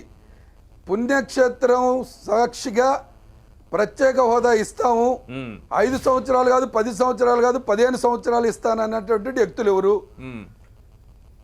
5 సంవత్సరాలు కాంగ్రెస్ పార్టీ ప్రకటించింది, మేము 15 సంవత్సరాలు ఇస్తానన్న మాట వాస్తవం కాదా? ప్రధానమంత్రి ఇది అందరికీ తెలిసిన విషయమే. వారు చెబుతున్నది తెలుగు ఏంటంటే ప్రజలకు అర్థం కాదేమోనని చెప్పి వారు చెబుతున్నది ఏంటంటే ఇది ప్రజలు పట్టించుకోరంటున్నారు. వినండి, నేను కానివ్వండి. ప్రజలకి ఇది అవసరమా లేదా ప్రత్యేక హోదా? ఇప్పుడు ఇప్పుడు అదే పట్టించుకుంటారా లేదా? వస్తుంది. Yes. ఇప్పుడు వీళ్ళు ప్రజల్ని ఎప్పటికప్పుడు తప్పుదారి పట్టించేటటువంటి ప్రయత్నం తప్ప, ఇప్పుడు ఎవరో కర్ణాటకలో చీఫ్ సెక్రటరీ జరిగిందంట, దళిత కుటుంబం నుంచి వచ్చిందంట, పోటీ చేసేది అందరు దళితులు అక్కడ. అవును. ఆవిడికి తిరుపతికి ఏమి సంబంధం అండి? ఎక్కడో నెల్లూరులో పుట్టినటువంటి ఆవిడని తీసుకొచ్చి కేవలం ప్రజలు, తిరుపతి ప్రజలు మోసం చేసినట్టు. నరేంద్ర మోడీ గారేమో దేశ ప్రజలు మోసం చేస్తాడు. రైతుల విషయంలో 11 సార్లు చర్చలు జరుపుతారు, రైతుల సమస్య పరిష్కారం జరగదు. ఇదే విష్ణువర్ధన్ రెడ్డి గారు విశాఖ ఉక్కు అమ్మట్లేదయ్యా బాబు, మీకు ఎవరు చెప్పారు, మేము మాట్లాడొచ్చాం అన్న 3వ రోజున పార్లమెంట్లో బీజేపీ మంత్రి గారు చెప్పారు, మేము అమ్మేస్తున్నాం, తెలుగు ప్రజలు ఏం చేసుకుంటే చేసుకోండి, మాకు అవసరం లేదు, మేము మీరు ఎవరికి ఓటేస్తే వాళ్ళు మా మోకాళ్ళ దగ్గర కూర్చుంటారు, మా కాళ్ళ దగ్గర కూర్చుంటారు, మీకు ఓటు, మీ తెలుగు ప్రజలు ఓట్లు అక్కర్లేదు అనేటటువంటి భారతీయ జనతా పార్టీ ఇవాళ మళ్ళా తెలుగు ప్రజల్ని వచ్చి Visakha Tirupati airport, international airport చేసినటువంటి స్థలం భారతీయ జనతా పార్టీ కేటాయించిందా? కాంగ్రెస్ హయాంలో కిరణ్ కుమార్ రెడ్డి గారు ఉన్నప్పుడు, కేంద్ర మంత్రిగా ఈయన ఎంపీగా ఉన్నప్పుడు చింతామోహన్ గారు ల్యాండ్ ఎక్విజిషన్ జరిగింది, దానికి ల్యాండ్ డెవలప్మెంట్ జరిగింది. దుగ్గరాజుపట్నం అనేటటువంటి పరిశ్రమని కాంగ్రెస్ హయాంలో చట్టంలో పెట్టింది, ప్రత్యేక హోదా విభజన చట్టంలో పెట్టింది, దాన్ని పక్కన పెట్టారు. ఇవాళ మల్లన్న సాగరు ఎలక్ట్రిసిటీ, ఎంతోమంది తిరుపతి పార్లమెంట్ ప్రజలకి ఉద్యోగ అవకాశాలు జరిగేటటువంటి పరిస్థితి ఉంటే దాన్ని పక్కన పెట్టింది ఎవరు? ఇవాళ ఏ ముఖం పెట్టుకొని మీరు తిరుపతి ప్రజలు ఓట్లు అడుగుతారు? మీరు ఇవాళ జనసేనతో పొత్తు అన్నారు. జనసేన పొత్తు అంటే మీరు 4 సీట్లు మాకు 6 సీట్లు, లేదు మేము కేంద్రంలో జనాన్ని మోసం చేస్తున్నాం, రైతులను మోసం చేస్తున్నాం, సంవత్సరానికి 2 కోట్ల ఉద్యోగం ఇస్తానని ఈ దేశ ప్రజలు మోసం చేస్తున్నాం కాబట్టి మాకు ఎక్కువ సీట్లు ఇవ్వండి అని చెప్పి పొత్తు జరిగింది. కానీ పొత్తు ఎక్కడ? జనసేనకి హైదరాబాద్ కార్పొరేషన్లో 1 సీటు ఇవ్వరు, జనసేనకి ఎక్కువ ఓట్లు వచ్చినటువంటి తిరుపతిలో పోటీ చేసేటటువంటి అవకాశం ఉండదు. అది జనసేన అడగాలి, మనం ఎందుకు అడుగుదాం? మనకెందుకులేండి, అది జనసేన అడగాలి. నేను ఇళ్ళు అడుగుతా. ఇప్పుడు రత్నప్రభ గారు మాట్లాడారు, మాకు వాళ్ళ సపోర్ట్ అని చెప్పి. జనసేన అభ్యర్థిగా జనసేన ఉండాలి అని మీరు అడగడం కంటే జనసేన వాళ్ళు అడుగుంటే బాగుంటుంది. అందరినీ మోసం చేస్తారని ఆయన చెప్తున్నారు. మేము ఒకటి అడుగుతున్నాం, పులిసిపోయిన లడ్డు ప్రత్యేక హోదాని ఉన్నటువంటి వాళ్ళని ప్రశ్నిస్తామన్నారు జనసేన నాయకుడు. ఇవాళ మరి ప్రశ్నించేటటువంటి గొంతు ఎక్కడుంది? ఇవాళ వాళ్ళు ఏమన్నారు? రోజు చంద్రబాబు నాయుడుతో కలిసి ప్రత్యేక హోదా కాదు ప్రత్యేక ప్యాకేజ్ అన్నారు. మొన్నేమో వీళ్ళే ప్రత్యేక హోదా అన్నారు. వైఎస్ఆర్ పార్టీ వాళ్ళేమో మాకు 25 మంది ఎంపీలను ఇవ్వండి, మీకు ప్రత్యేక హోదా తీసుకొచ్చే పూచి మాది అన్నారు. ఇవాళ 28 మంది ఎంపీలు ఉన్నారు. ప్రత్యేక హోదా కాదు, పోయి నరేంద్ర మోడీ గారు కాళ్ళ దగ్గర పడతారు. ఎక్కడండి తిరుపతి ప్రజలు? తిరుపతి ప్రజల్ని, ఆంధ్రప్రదేశ్ ప్రజల్ని మోసం చేయడం తప్ప వీళ్ళు తిరుపతి ప్రజలకు చేసింది మేలు లేదు. ఐఐటి అంటే మస్తాన్ గారు 7 సార్లు మీ అభ్యర్థి గెలిచాడు, అక్కడ వెనకబాటుకు మీరు కూడా కారణం కదా. 6 సార్లు మీ ఎంపీ గెలిచారు, ఇందాక కూడా మాట్లాడారు. మరి అక్కడ వెనకబాటు అభివృద్ధి దాంట్లో మీరు కూడా భాగస్వామ్యం తీసుకోవాలి కదా. అలాగే వెనకబాటు మీరు విభజన సమయంలో మీరు అధికారంలో ఉన్నారు, లొసుగులు చట్టంలో ఉంటే వాటికి బాధ్యత తీసుకోవాలి కదా. మీరు ఒకటే విధంగా మీరు అసలు ఏమి సంబంధం చెప్పారు అదే గారు. విభజన చట్టంలో విభజన చట్టంలో ఇది కావాలని చెప్పి ఏ ఒక్క పార్టీ కూడా అడగల. తిరుపతి ఐఐటి కావాలని, ఐఐఎం కావాలని, దుగ్గరాజుపట్నం కావాలని, లేదా మల్లన్న సాగర్ గాని, శ్రీ సిటీ ప్రాజెక్ట్ గాని ఏ భారతీయ జనతా పార్టీ అడగల, ఏ జగన్ పార్టీ అడగల, ఏ తెలుగుదేశం పార్టీ అడగల. కాంగ్రెస్ పార్టీ తెలుగు ప్రజల అవసరాలు దీపక్ రెడ్డి గారితో ఒక నిమిషం టీడీపీ నుంచి ఆ పార్టీ ఎమ్మెల్సీ మనకి దీపక్ రెడ్డి గారు ఉన్నారు. దీపక్ రెడ్డి గారు, ఇటు చూస్తే వైసీపీ ఉంది, రాష్ట్రంలో అధికారంలో ఉంది, అటు చూస్తే కేంద్రంలో అధికారంలో ఉన్నటువంటి బీజేపీ ఉంది. ఈ రెండింటి మధ్యలో ఇప్పుడు టీడీపీ ఉంది. ఏంటి, ఏ విధంగా ముందుకెళ్తారు మీరు? తిరుపతి ప్రజలకు ఏం చెప్తారు? యాక్చువల్గా అండి ఈ ఎలక్షన్స్లో మేము టీడీపీ వాళ్ళు ఒక్కరమే బయటకు వచ్చి ఓటు కూడా అడగకుండా గెలవాల్సిన పరిస్థితి ఉండాలి. కానీ ఈ రోజు మేము బయటకు రావాల్సి వస్తుంది. ఎందుకంటే కొన్ని పార్టీలు చేసే దుష్ప్రచారము, ప్రజల్ని తప్పుదోవ పట్టించే విధానాల వల్ల మేము బయటకు రావాల్సి వస్తూ ఉంది. ఎందుకంటే అసత్యాన్ని ఎండగట్టేదానికి ఇంకొక 2-3 ముఖ్యమైన పాయింట్స్ నేను హైలైట్ చేస్తాను. First, candidate. ఈ ఎలక్షన్స్ లో ఏ పార్టీ తరఫున ఏ క్యాండిడేట్ నిలుస్తున్నారు? మా పార్టీ తరఫున, తెలుగుదేశం పార్టీ తరఫున ఉండే క్యాండిడేట్ ఒక చాలా సీనియర్, మంచి ఎక్స్పీరియన్స్ ఉండి ఒక మాజీ కేంద్ర హోం మంత్రిగా ఉండేరు. అండ్ ఒక కరప్షన్ ఛార్జ్ కూడా వారి మీద లేదు. ఒక మంచి ట్రాక్ రికార్డ్ ఉన్న మహిళ. సో వేరే పార్టీకి మనం వస్తే వైసీపీలో జగన్మోహన్ రెడ్డి గారు ఇంతకు ముందు అనేక సార్లు చెప్పినారు ఎవరైనా చనిపోతే అదే కుటుంబంలో మనం ఇవ్వాలా అని. కానీ ఆ కుటుంబంలో ఇవ్వలేదు. First point. Second, Jaganmohan Reddy గారు తిరుపతికి వచ్చినా ఆ కుటుంబానికి కనీసం పరామర్శించేదానికి కూడా పోలేదు. అదే ఒక ఎమ్మెల్సీ గారు కర్నూలులో చనిపోతే స్పెషల్ గా దానికోసం పోయి వచ్చినారు. సో అక్కడ క్యాండిడేట్ ఆ కుటుంబానికి ఏ విధమైన గౌరవం ఇచ్చినారు అనేది అక్కడ మనకు అర్థమవుతా ఉంది. ఇప్పుడు ఇచ్చిన వైసీపీ ఇచ్చిన క్యాండిడేట్ కి ఎవరికి ఇచ్చినారో వారికి ఏ విధమైన రాజకీయ ఎక్స్పీరియన్స్ లేదు. కానీ అటువంటి వారిని ఎందుకు చూస్ చేసుకున్నారు అని ప్రజలు అనుకుంటున్నారు అని అంటే, ఎవరు మా కాళ్ళ దగ్గర పడుంటారో అటువంటి వాళ్ళకి మేము ఇస్తాము అని ఒక సంకేతం ఇచ్చేదాని కొరకు అని ప్రజలు అనుకుంటున్నారు. Now coming to BJP candidate. Actual గా మీరు చూస్తే గత లోకల్ బాడీ ఎలక్షన్స్ లో కూడా ఎవరికి బలం ఉండింది ఎక్కువ, ఎవరికి ఎక్కువ స్థానాలు వచ్చినాయి? జనసేనకి. సో జనసేనకి ఇన్ఫాక్ట్ అక్కడ చిరంజీవి గారు ఇంతకు ముందు గెలిచినారు. అనేక నియోజకవర్గాల్లో కాపు సామాజిక వర్గం ఎక్కువగా ఉంది. అయినా వాళ్ళకి ఇవ్వలేదు అని జనసేనలో ఉండే వాళ్ళందరూ ఈ రోజు బాధపడుతున్నారు. సో బీజేపీ ఒక మ్యాచ్ ఫిక్సింగ్ చేసుకొని లోపల వీళ్ళు లాక్కున్నారు అంటే ఒక విధంగా వైసీపీకి సపోర్ట్ చేస్తున్నారు ఇన్సైడర్ గా అనేది ఒక డౌట్ ప్రజల్లో ఉంది. ఎందుకు అంటే ఈ రోజు మనం చూసే బీజేపీ క్యాండిడేట్ కూడా ఈ జిల్లా వారు కాదండి, పక్కన ప్రకాశం జిల్లా, నెల్లూరు జిల్లా వాళ్ళు. వారు పనిచేసింది కర్ణాటకలో, ఏదో కొన్ని రోజులు ఇక్కడ ఉండేరు. ఇంతకు ముందు కొన్ని కేసుల్లో జగన్మోహన్ రెడ్డి గారితో పాటు ఈమె పేరు కూడా వచ్చింది. అంటే ఇంటర్నల్ ఒక మ్యాచ్ ఫిక్సింగ్ జరిగింది. అన్నిటికన్నా బాధాకరం ఏంటంటే ఈ వైసీపీ వాళ్ళు మేము కౌన్సిల్లో ఈ వర్గీకరణ బిల్లుని మేము సవరణ చేస్తే వీళ్ళు సవరణ ఒప్పుకోలేదు మాదిగా దీనికి. సో ఇప్పుడు మళ్ళా ఎస్సీల్లో కూడా వర్గీకరణ చేసి వేరే 2 కులాలు మాలా అయితే వీళ్ళు మాదిగా అన్నట్టు ముందుకు పెట్టి అక్కడ కూడా ఓట్లు చీల్చాలా అని చెప్పి ఒక కుట్ర జరుగుతుంది అని చెప్పి ఇది క్యాండిడేట్ ఇష్యూ వరకు వస్తుంది. తర్వాత మీ పార్టీకి సంబంధించి మీకు అభ్యర్థులు లేరా? కాంగ్రెస్ పార్టీ నుంచి 2014లోనే తెచ్చుకున్నారనుకోండి. కాంగ్రెస్ నుంచి కాంగ్రెస్ పార్టీ నుంచి తీసుకోవాలి. అది మీరు అడగాలి, నేను అడగాల్సి వస్తుంది.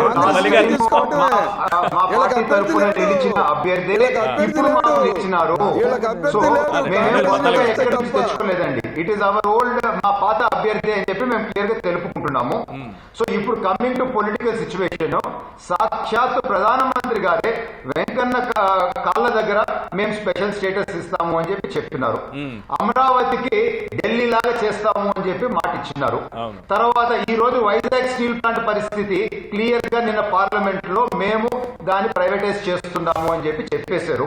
ఇప్పుడు విభజన హామీలో రావాల్సిన 1,60,000 కోట్ల గురించి అడుగుతుంటే మీరు తెలంగాణ వాళ్ళు చూసుకోండి అని చెప్పి చెప్తున్నారు. అంటే మీకేదో లోపాయకారి ఒప్పందం ఉంది కనుక ఆ ఒప్పందం ప్రకారం మీరు సెటిల్ చేసుకోండి, అది మీ మధ్యలో ఉండేదని చెప్పి చేతులు ఎత్తేశారు. సో ఈ రోజు బీజేపీ ముఖ్యమైన అంశాలన్నిటిపై చేతులు ఎత్తేసింది. కానీ ఈ రోజు ఒకటి ప్రతి ఒక్కరు ఆంధ్ర రాష్ట్రంలో గుర్తు పెట్టుకోవాలండి, తెలుగుదేశం పార్టీ చేసిన త్యాగం. మాకు బీజేపీకి గతంలో ఏ విధమైన శత్రుత్వం లేదు, నరేంద్ర మోదీ గారి మీద మాకు ఏ విధమైన లేవు. కానీ ఆంధ్ర రాష్ట్రానికి అన్యాయం చేస్తున్నారు, ఆంధ్ర రాష్ట్రానికి స్పెషల్ స్టేటస్ ఇవ్వటం లేదు అని చెప్పి ఆ రోజు మేము పోరాడినాం. సో ఈ స్పెషల్ స్టేటస్ కింద ఆంధ్ర రాష్ట్రం గురించి పోరాడిన పార్టీ ఆంధ్ర రాష్ట్రంలో కేవలం ఒక తెలుగుదేశం పార్టీ. అదే ఈ రోజు దీపక్ రెడ్డి గారు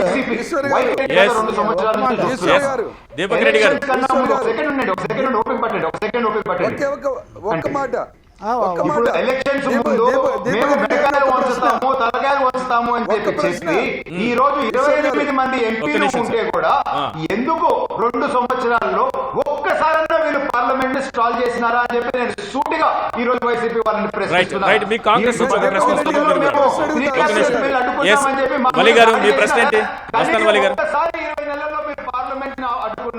ఒక నిమిషం దీపక్ రెడ్డి, మస్తాన్ వలి గారు మీ ప్రశ్న.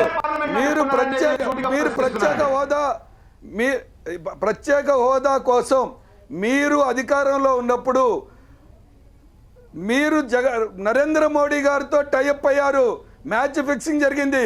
ప్రత్యేక హోదా అపర సంజీవిని కాదు, ప్రత్యేక ప్యాకేజ్ ముద్దని చెప్పి మీరు అన్న తర్వాత తెలుగు ప్రజల్ని మోసం అక్కడి నుంచే మొదలైంది. మీరు భారతీయ జనతా పార్టీ కలిసి తెలుగు ప్రజలు ఆ రోజు నుంచే మోసం చేశారు. 2, మీకు క్యాండిడేట్కి సంబంధించినటువంటి దానిలో కాంగ్రెస్ నుంచి తీసుకెళ్ళినటువంటి క్యాండిడేట్ తప్ప ఇప్పుడు ఇప్పుడైనా అడుగుతారా మీరు? ఇప్పుడు మీ ఎంపీలు అడగమనండి, ఇప్పుడు మీ పార్లమెంట్ సభ్యుల్ని పార్లమెంట్ని స్తంభింప చేయమనండి. చేయరు మీరు. జగన్ పార్టీ అడగటం వేరు, పార్లమెంట్ లో ప్రతి బిల్లు లేలే అడగటం వేరు. పార్లమెంట్ లో అడగటం కాదు నరేంద్ర మోడీ గారి దగ్గర తాకట్టు. మీరు నరేంద్ర మోడీ గారి ఒక్క మాట అనలేరు, మీరు కానీ జగన్ పార్టీ కానీ ఒక్క మాట నరేంద్ర మోడీ గారి గురించి మాట్లాడమనండి. వీళ్ళ నాయకులు కానీ వీళ్ళు తెలుగు ప్రజలు మోసం చేయటం కోసం తెలుగు ప్రజల ముందు నాటకం ఆడతారు తప్ప ఇది కేవలం తెలుగు ప్రజలు మోసం చేయటమే. వీళ్ళు ఎప్పుడు కూడా మాట్లాడరు నరేంద్ర మోడీ గారు అంటే భయం. వస్తాను మీ దగ్గరికి. ఒక నిమిషం దీపక్ రెడ్డి గారు ఒక నిమిషం అడగండి, మీరు అడగండి సార్, మీ ప్రశ్న అడగండి. దీపక్ రెడ్డి గారు ఆన్సర్ చేసిన తర్వాత ముఖ్యమైన విషయం ఏంటంటే మీరు చెప్పే దాంట్లో ఇప్పటివరకు కూడా తెలుగుదేశం కూడా దీర్ఘకాలం పాలించింది. అందులో ముఖ్యమంత్రి గారి సొంత జిల్లా చాలా కీలకమైనటువంటి పాత్ర. మీకు చాలా ఉన్నాయి అక్కడ. నిజంగా అభివృద్ధి జరిగిందా జరగలేదనే సమస్యలన్నిటికీ తెలుగుదేశం కూడా ముఖ్య భాగస్వామి అవుతుంది. మీరు బల్లి దుర్గా ప్రసాదరావు గారి కుటుంబానికి ఏం జరిగిందో వాళ్ళ అబ్బాయి ఎమ్మెల్సీ ఆయన సాటిస్ఫై అయ్యాని అంటున్నాడు. దాని గురించి తెలుగుదేశం పెద్ద, అలాగే జనసేనకు న్యాయం జరిగిందా లేదన్నది పవన్ కళ్యాణ్కి సంబంధించిన విషయం. విశాలమైన రాష్ట్రానికి సంబంధించిన కోణంలో చూసినప్పుడు మీరు ఒక మాట అన్నారు, ఆ మాట చాలా మాకు బీజేపీకి ఏమీ పంచాయతీ లేదని. ఆంధ్రప్రదేశ్కు ప్రత్యేక హోదా ఇవ్వకపోతే మీకేం పంచాయతీ లేదా? అధికార పార్టీగా మీరు భాగస్వామ్య పార్టీ, మీరు త్యాగం అని ఎందుకు అనుకుంటున్నారు దాన్ని? అంటే రాష్ట్రానికి అన్యాయం జరిగినా కానీ మీరు 3 ఏళ్ళు 4 ఏళ్ళు ఎందుకు సహించారు, దాంట్లో ఎందుకు కొనసాగారు అనే దానికి జవాబు చెప్పే బదులు రెండో మాట, ఇప్పుడు వైసీపీ అడగట్లేదు, నేను ఒప్పుకుంటాను, వైసీపీని కూడా విమర్శిద్దాం. మీరిద్దరూ అడగట్లేదని నా ఫిర్యాదు. కానీ మీరైనా ఎప్పుడు లీడ్ చేస్తున్నారా? మీరైనా ప్రత్యేక హోదా మీ ధర్మ పోరాటం ఎందుకు మర్మ పోరాటంలాగా ఆగిపోయింది ఉదాహరణకు. ఆ విషయాలు లేవే చర్చలో. కాబట్టి తిరుపతి ఎన్నికల్లో మీరు వాటిని ఏమైనా రివైవ్ చేస్తారా? ప్రజల సందేహం ఏంటంటే మీరు వైసీపీ ఒకరినొకరు అనుకుంటారు కానీ బీజేపీని ఏమి అనరు అనే బలమైన అభిప్రాయం ఉంది. ఇప్పుడు మీరు మాట్లాడిన దాంట్లో కూడా అదే కనిపిస్తుంది. అనండి అని విష్ణు మాట్లాడవచ్చు, బీజేపీతోనే పోరాటం నేను చెప్పు, కానీ మీరు అప్పుడే ధర్మ పోరాటం చేసిన వాళ్ళు ఇప్పుడు ఇంకా వీ హ్యావ్ నో స్టేక్స్. అప్పుడు మీకు అధికారం అన్నా ఉంది, ఇప్పుడు మీకు అన్ని స్థానాలు లేవు. ఒక్క మాట యాడ్ చేస్తా. మస్తాన్ వలి గారు కూడా మరి లేదు, కాంగ్రెస్ కూడా ఉంది. దీపక్ రెడ్డి గారు ఆన్సర్ చేశాక మనం విష్ణువర్ధన్ రెడ్డి గారితో మాట్లాడారు. దీపక్ రెడ్డి గారు ఒక నిమిషం, వలి గారు ఒక్క నిమిషం, ఒక్క మాట యాడ్ చేస్తా. చెప్పొచ్చు దీపక్ రెడ్డి గారు. ఒక నిమిషం వలి గారు ఆగండి, రాష్ట్రం కోసం పోరాడాలని మనం అడుగుతాము. దీపక్ రెడ్డి గారు నేను అదే క్లారిఫై చేస్తున్నాను. ఫస్ట్ థింగ్, మస్తాన్ వల్లి గారు పాత ఇష్యూస్ రేజ్ చేస్తూ ఉంటారు. ఈ రోజు బీజేపీ పార్టీకి, బీజేపీ నాయకులకి ఆంధ్ర రాష్ట్రంలో విశ్వసనీయత లేకుండా ఎందుకు పోయింది అని అంటే, గత 2 సంవత్సరాల నుంచి కేవలం టీడీపీ గురించే మాట్లాడతారు, టీడీపీ గురించే టార్గెట్ చేస్తారు. కానీ ఈ రోజు అధికారం ఉండేది వైసీపీని ఒక మాట మాట్లాడరు. ఇప్పుడు మీరు కూడా అదే దూరంలో గత చరిత్ర గురించి మాట్లాడితే దానికి ఏమి హెల్ప్ లేదు. అండ్ రెండోది, నేను వైసీపీని అన్నాను, మీరు కానీ ముద్రలేఖని ఈ ముద్రలేఖ కార్యక్రమం ఆపండి. వైసీపీ అడగట్లేదు, ప్రతిపక్షంలోనే మీరు కూడా ఎందుకు అడగట్లేదు అన్నా నేను. వైసీపీ అలాగో అడగదు, మీరు అడగలేదు, మీరు కూడా కలిపితే మీరు. ఇంకో మాట, బీజేపీలో 2 వర్గాలు ఉన్నాయి, ఒక వర్గం అనుకూలంగా మాట్లాడుతుంది, దీపక్ రెడ్డి గారు వాస్తవాలు తీసుకోవాలి కదా. మీరు ముద్రేస్తే ఎట్లా? నేను వైసీపీ అడగడం లేదు, వైసీపీ పాత్ర నిర్వహించడం లేదని బల్ల గుద్ది చెప్తున్నాను. మీకు ఏమైనా సందేహాలు ఉంటే నివృత్తి చేసుకోండి ఆ విషయంలో. ఎక్కడ ప్రభుత్వం ఫెయిల్ అయిందో అక్కడ ప్రధాన ప్రతిపక్షం చొరవ తీసుకోవాలి, మీరు కూడా తీసుకోవడం లేదు. మనము విశ్లేషణ చేసేటప్పుడు సార్ విశ్లేషణ సూత్రాలు వద్దులే సార్, సమాధానం చెప్పండి ముందు. ఇప్పుడు కొత్తగా ఒక పెళ్లి జరిగితే మీరు మొదటి రోజునే ఎందుకు విడాకులు తీసుకోలేదు అని అంటే నాలుగేళ్ళ అయ్యాక తీసుకునే ఉంది. మీరు అధికారంకి వచ్చి 3 సంవత్సరాలు మనకు వస్తాయని చెప్పి చూసి రాకపోతే అప్పుడు చంద్రబాబు నాయుడు గారు ఇంకా వేరే అవకాశం లేదు, తెగదప్పులు చేసుకోవాలని చెప్పి చేసుకుంటారు. ఇది మనం అర్థం చేసుకోవాలి. ప్రతిదానికి మనం తప్పుగా అర్థం చేయడము కరెక్ట్ కాదు అని చెప్పి నేను తెలుపుతున్నాను. విష్ణు గారు ప్రయాణం చేసి చెప్పినారు మాకు న్యాయం చేయాలని మిమ్మల్ని అడిగినారు. వాళ్ళు చేస్తాము అని అంటూ వాళ్ళు అట్లే డిలే చేస్తా వచ్చి ఫైనల్ గా చేయడం మీరే ఆన్సర్ చేయాలి, వీళ్ళందరికీ ఆన్సర్ చేయాల్సిన మీ చుట్టూ తిరుగుతోంది. ఎస్ విష్ణు గారు మొత్తం దీపక్ గారు కన్క్లూడ్ చేయండి. పెద్ద డిఫరెన్స్ కాదు, నేను ఆ టెలింగ్ కాన్సెప్ట్ చెప్తా ఉన్నాను. ఇక్కడ కన్క్లూజన్ ఒకటండి. ఈ రోజు మీరు తీసుకునే ముఖ్యమైన పార్టీలు వైసీపీ అన్నా, తెలుగుదేశం అన్నా అండ్ బీజేపీ అన్నా, బీజేపీ మాట ఇచ్చి తప్పినారు. గతంలో కాంగ్రెస్ పార్టీ ద్రోహం చేసింది తెలుగు జాతికి అని అనుకుంటే ఈ రోజు బీజేపీ పార్టీ నమ్మక ద్రోహం చేసిందని చెప్పి ప్రజలు భావిస్తున్నారు. వైసీపీ పార్టీ మాత్రము ఏ విధంగా వాళ్ళని నిలదీయరు, లోపాయికారి ఒప్పందం జరిగింది. వైసీపీ విష్ణు గారు ఏ పార్టీని తీసుకున్నా అటు తిరిగి ఇటు తిరిగి వేలు మీ వైపే వస్తుంది. ప్రజల పక్షాన ఉండేది ఒక్క తెలుగుదేశం పార్టీ అని చెప్పి నేను తెలుపుకుంటున్నానండి. ఎస్ విష్ణు గారు ప్లీజ్. ఇప్పుడు ఈశ్వర్ గారు ఒకటి ఇప్పుడు 2 నిమిషాలు వినమనండి. అభ్యర్థులు ఏ ఊరు నుంచి వచ్చారు, ఎక్కడ పోటీ చేస్తున్నారు అనేటట్లంటే మరి భారత రాజ్యాంగంలో పార్లమెంటు సభ్యుడిగా ఎక్కడ నుంచి అన్నా పోటీ చేయొచ్చు. దేశంలో ఎవరైనా నరేంద్ర మోడీ గారు గుజరాత్ నుంచి వారణాసిలో పోటీ చేశాడు. మరి దీపక్ రెడ్డి గారు నెల్లూరు, మరి ఆయనకు రాయదుర్గంలో ఎమ్మెల్యే టికెట్ అడిగాడు, అక్కడ క్యాంపు పెట్టాడు అనంతపురం జిల్లాలో. ఇప్పుడు వారు ఎమ్మెల్సీగా ఉన్నారు, ఆయన రాయదుర్గానికి ఇన్ఛార్జి కూడా చాలా రోజులు పనిచేశారు. కాబట్టి మరి ఆయనకు రాజ్యాంగం ఇచ్చినటువంటి హక్కు అది. మరి ఎందుకు దీపక్ రెడ్డి గారు ఆడుకొచ్చారని అడిగితే తన సమాధానం ఏం చెప్తారు? అవన్నీ వేస్ట్ విషయాలు. సూటిగా 2-3 విషయాలు మాట్లాడదాం. నేను తెలుగు వాడినే అండి, పక్క రాష్ట్రంలో జీవితం అంతా ఉండి రాలేదు, ఇక్కడ. ఇప్పుడు దీపక్ రెడ్డి గారు, ఇప్పుడు ఆమె మన ప్రకాశం జిల్లాకు సంబంధించి మీ జిల్లా పక్కనే ఉన్నటువంటి ఆమె రత్నప్రభ గారు, మీరు అడిగిన ప్రశ్న అది, నేను అడగట్లే. మీరు రావచ్చు అంటున్నా, నేను వెల్కమింగ్ యూ. మీరు మాట్లాడింది కాంట్రడిక్షన్ ఉంది కాబట్టి. ప్రధాన కార్యదర్శి అక్కడ అధికారంలో ఉన్నారు. జాతీయ పార్టీ సార్ బీజేపీ. ఆమె రిటైర్డ్ అయిన తర్వాత రవి గారు భారతీయ జనతా పార్టీ జాతీయ పార్టీ చాలా రాష్ట్రాల్లో అధికారంలో ఉంది. మాకు 17 కోట్ల మంది సభ్యులు కూడా ఉన్నారు. చాలా పెద్ద పార్టీ. మాది కర్ణాటకలో ఉండలు కూడా ఉండొచ్చు, ఇబ్బంది లేదు. పాయింట్కి వద్దాం ఈశ్వర్ గారు. ఇప్పుడు స్పెషల్ స్టేటస్ లేదా బీజేపీ మీద, కాంగ్రెస్ బీజేపీ మీద మాట్లాడుతుంది, తెలుగుదేశము బీజేపీ మీద మాట్లాడుతుంది, కమ్యూనిస్టులు సాధారణంగా మాట్లాడతారు, వైసీపీ వాళ్ళు మాట్లాడుతున్నారు. నేను వీళ్ళందరినీ అడిగేది ఒకటి, ఏదో ఆంధ్రప్రదేశ్లో విశ్వసనీయత కోల్పోయేటట్లు చేయగలిగినాము, మాకంత శక్తి ఉందని దీపక్ రెడ్డి గారు చెప్పారు. మీరు మా మీద విశ్వసనీయత కోల్పోయే శక్తి మీకున్నప్పుడు మరి ఆ విశ్వసనీయతోటి ఎన్నికలు ఎందుకు గెలవలేకపోయినారు? అంటే మీకు వేరే వాళ్ళ విశ్వసనీయతను తగ్గించే శక్తి మాత్రం ఉంది, కానీ మీ విశ్వసనీయతను పెంచుకునే శక్తి మీకుంటే మీరెందుకు ఆ 23 సీట్లకు పరిమితమవుతారు, ఆ 3 ఎంపీలకు పరిమితమవుతారు? 2 పోనీ మీకు అంత అత్యంత విశ్వసనీయత ఉన్నటువంటి పార్టీ అనుకోండి, మీరు మీ పార్టీ. ఒకవేళ అంత విశ్వసనీయత పార్టీ ఉంటే మరి ప్రత్యేక హోదాకు సంబంధించి కావాలని అన్నారు, మళ్ళీ వద్దని అన్నారు, మళ్ళా అసెంబ్లీలో LED స్క్రీన్లు వేసి స్వాగతం పలికారు, మాకు సన్మానాలు చేశారు, అసలు అడిగిన వాళ్ళందరినీ జైల్లో పెడతామన్నారు. కాబట్టి మేము ఎందుకు తక్కువ మాట్లాడాలి మీ గురించి అంటే మీరు కూడా కరెక్ట్గా చెప్పారు. 2 ఏళ్ళు మేము అధికారులు కలిపి ఇంకా ఎందుకు మా గురించి మాట్లాడతారని. అత్యంత విశ్వసనీయత కోల్పోయిన పార్టీ ఏదన్నా ఈ దేశంలో ఉందంటే ఏ పార్టీకి వ్యతిరేక మూలాలతో పుట్టిన తెలుగుదేశం పార్టీ అదే కాంగ్రెస్ పార్టీ దగ్గరికి పోయి పంచన చేరినటువంటి పార్టీ. బట్ మనం తెలుగుదేశం గురించి మనం మాట్లాడాల్సిన అవసరం, ఎందుకంటే పాపం వాళ్ళకి ఏముంది, జోగి ఎందుకో మాట మార్చినట్టు కనిపిస్తుంది. చివరకు మాట మార్చినట్టు కనిపిస్తోంది.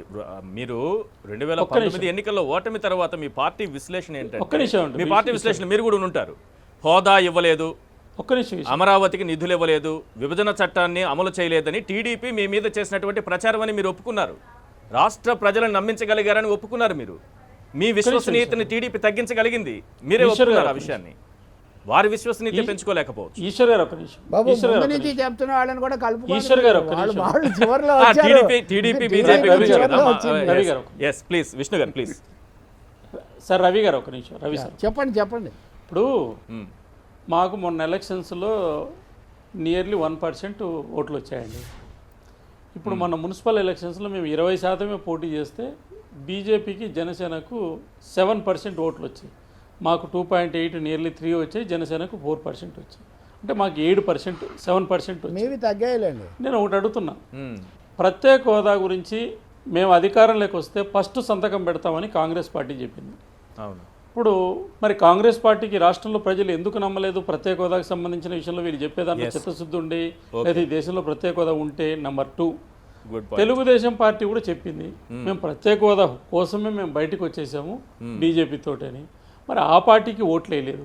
వీళ్ళిద్దరిని పక్కన పెట్టండి, వామపక్ష పార్టీలు కూడా ఉన్నాయి.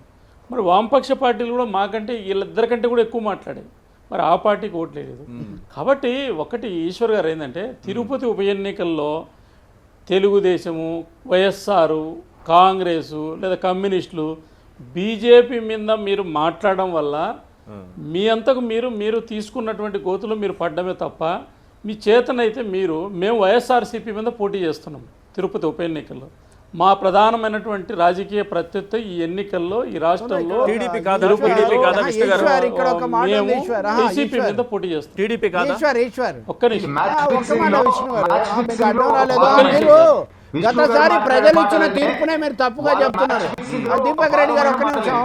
గతసారి ప్రజలు రాష్ట్రానికి ప్రత్యేక హోదా రాకపోవడమే తీర్పు తప్పకుండా ఇచ్చారు. ఎందుకంటే వైసీపీ వాళ్ళు మేము మెడలు వంచుతాము, 25 ఎంపీ సీట్లు ఇస్తే తప్పకుండా హోదా తీసుకొస్తామన్నటువంటి పార్టీకి 23 ఇచ్చేశారు. ఇవ్వలేదు.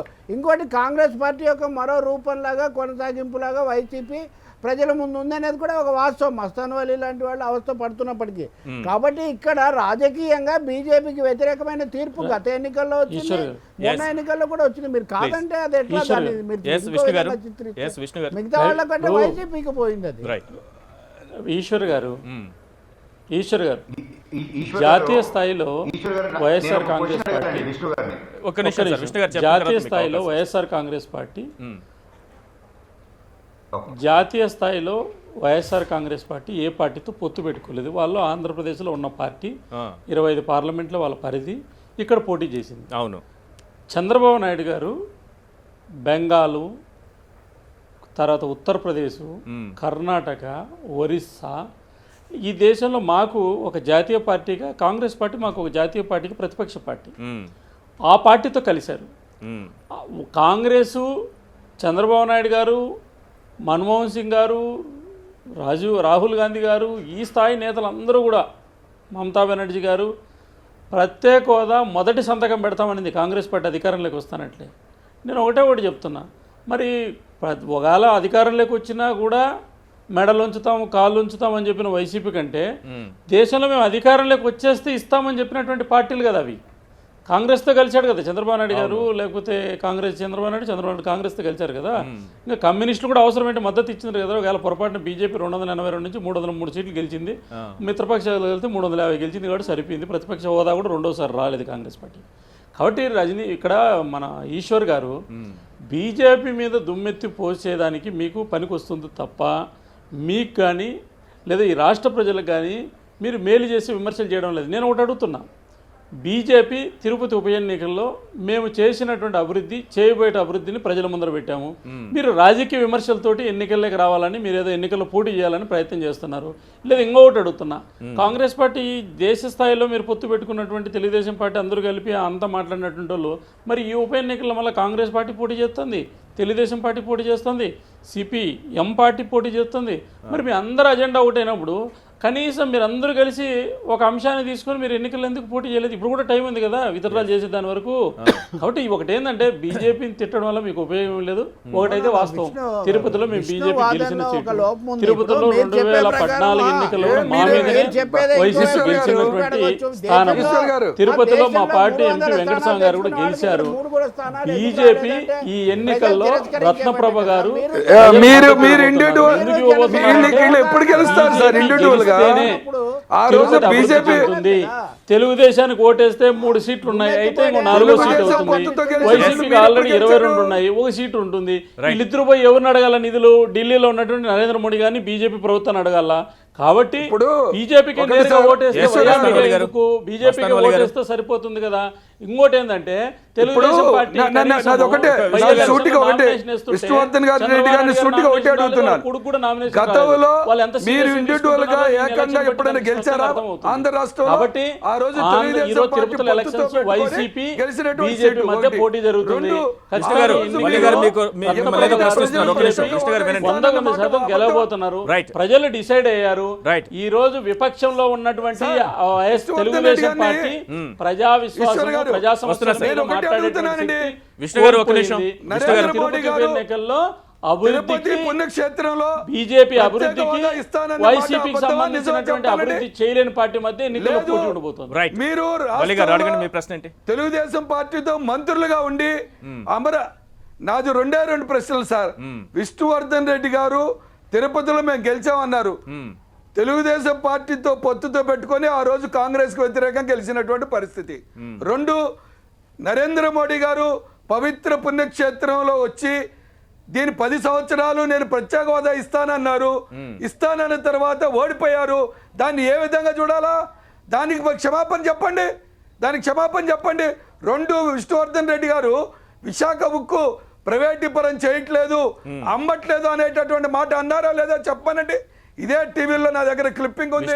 అన్న 3వ రోజే పార్లమెంటు సాక్షిగా మేము అమ్మేస్తున్నాం అనేటటువంటి మాట కదా. మీరు చెప్పినటువంటి మాట విశ్వసనీయత ఎక్కడొచ్చింది? ఇవాళ తెలుగుదేశం పార్టీ, జగన్ పార్టీ 2 కూడా భారతీయ జనతా పార్టీ పెట్టే ప్రతి బిల్లుకి సపోర్ట్ చేస్తూనే లేవా? రైట్. ఇక్కడికి వచ్చి తగాదాడుకుంటున్నాయి.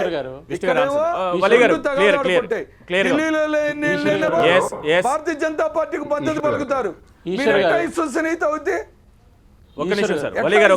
తీసుకుంటారు మీరు. ఎక్కడుంది విశ్వసనీయత?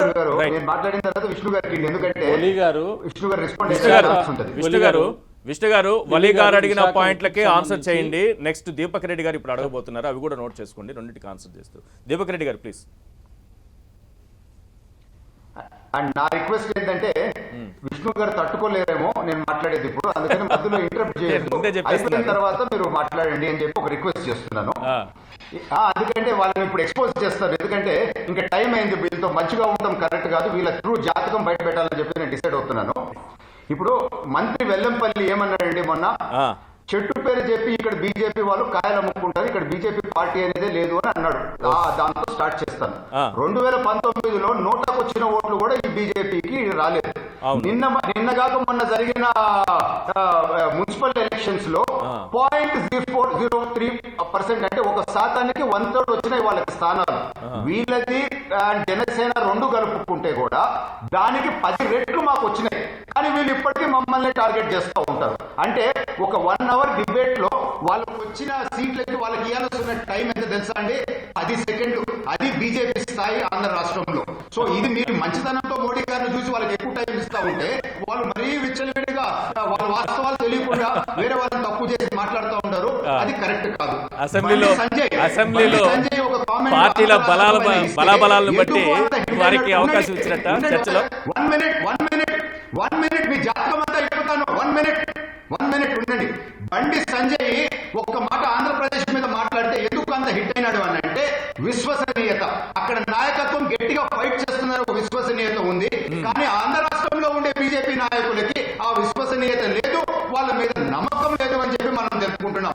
మోడీ గారు ప్రపంచంలోనే పెద్ద పేరు తెచ్చుకొని ఆంధ్ర రాష్ట్రంలో వాళ్ళ పార్టీకి నోటాకొచ్చిన ఓట్లు కూడా రాలేని పరిస్థితితో ఉంటే ఎంత అగౌరవం. దీని వెనక కారణం ఎవరు అని చెప్పి ఆలోచించుకోవాల్సిన సమయం ఈ రోజు ఆంధ్ర రాష్ట్ర బీజేపీలో ఉంది. తర్వాత మీరు చూస్తే గత 2 సంవత్సరాల నుంచి ఒక match fix YCP and BJP వాళ్ళు.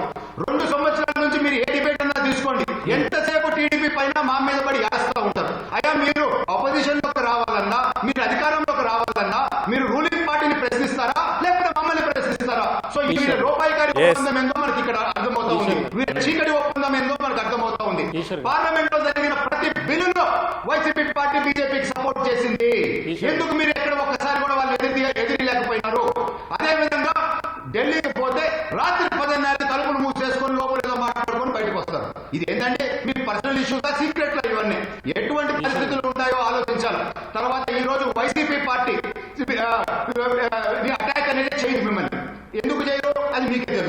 తర్వాత టీడీపీ ఛాలెంజ్ చేసింది వైసీపీకి, మేము రాజీనామా చేస్తాము ఎందుకు అని అంటే మిమ్మల్ని పట్టించుకోవటం లేదు సీరియస్ గా కేంద్ర ప్రభుత్వము అని అంటే అది కూడా వీళ్ళు యాక్సెప్ట్ చేసేదానికి రెడీ లేరు.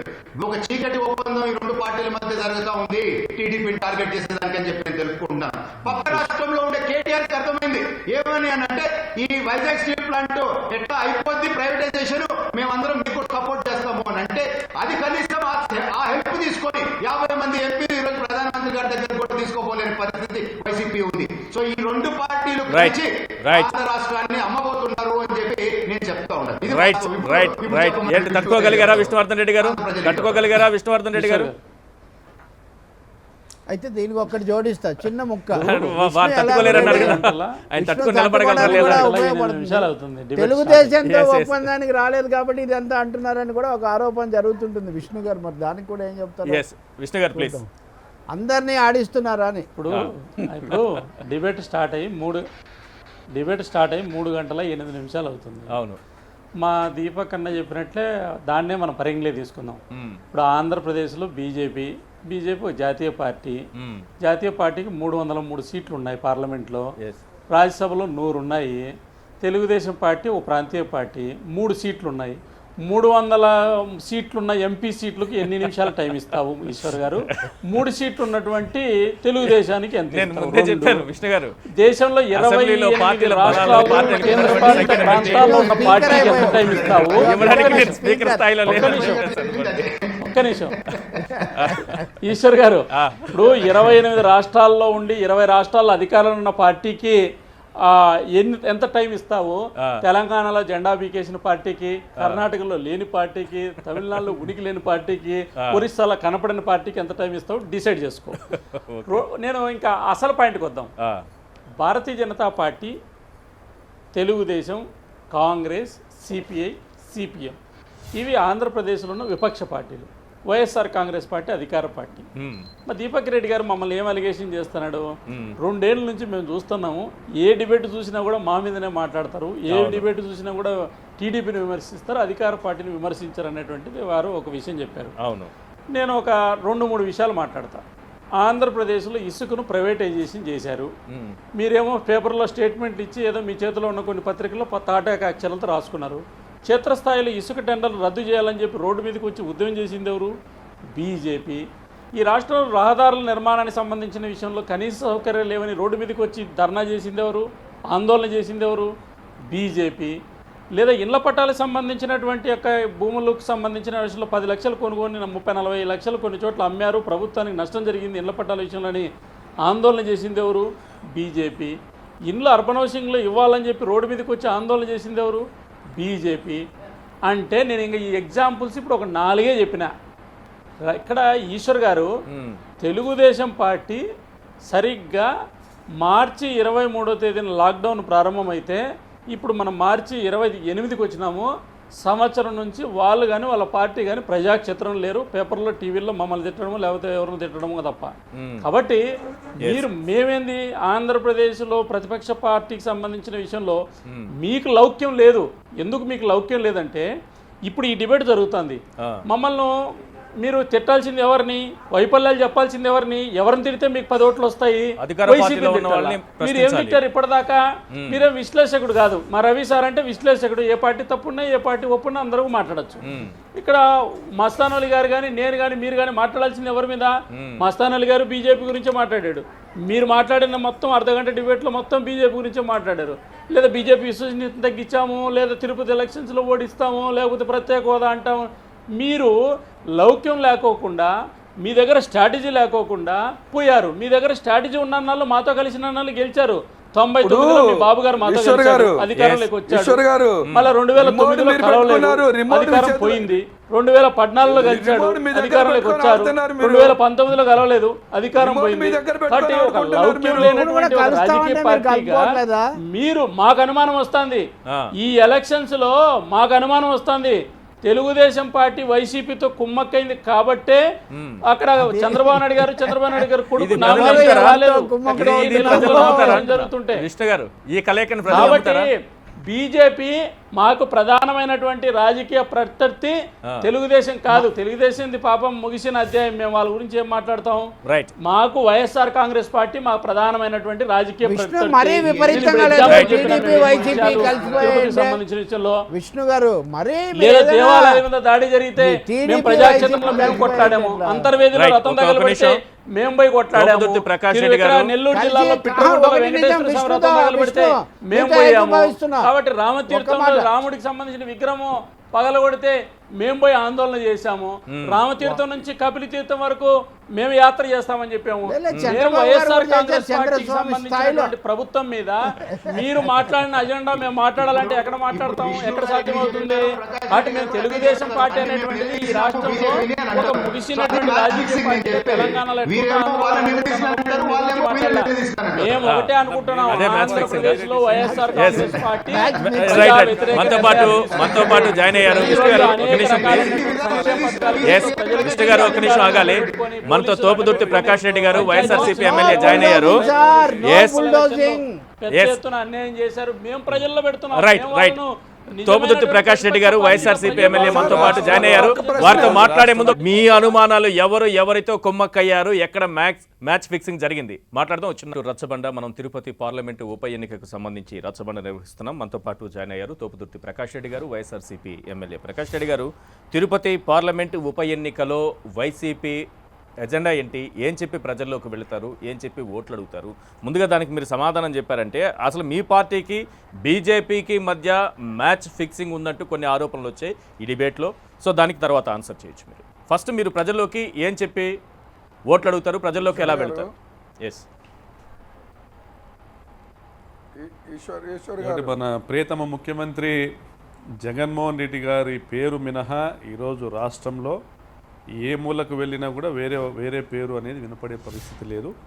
ఏ నియోజకవర్గమైనా, ఏ జిల్లా అయినా, ఎవరు పంచాయతీ అభ్యర్థి అయినా, ఎవరు మున్సిపాలిటీ అభ్యర్థి అయినా, ఎవరు పార్లమెంట్ అభ్యర్థి అయినా, దేంట్లో అయినా కూడా ఈరోజు జగన్మోహన్ రెడ్డి గారిని, ఆయన చేస్తున్నటువంటి అభివృద్ధి కార్యక్రమాలు, సంక్షేమ కార్యక్రమాలని, ప్రజల పట్ల ఆయన చూపిస్తున్నటువంటి ప్రేమను, ఈ రాష్ట్ర ప్రజల సంక్షేమం కోసం ఆయన పడుతున్నటువంటి తాపత్రయాన్ని గుర్తించి ప్రజలు పంచాయతీ ఎన్నికల్లో కానీ, మున్సిపాలిటీ ఎన్నికల్లో కానీ, కార్పొరేషన్లో కానీ వైఎస్ఆర్ కాంగ్రెస్ పార్టీకి అప్రతిహతమైనటువంటి ఒక మెజార్టీని ఇచ్చారు.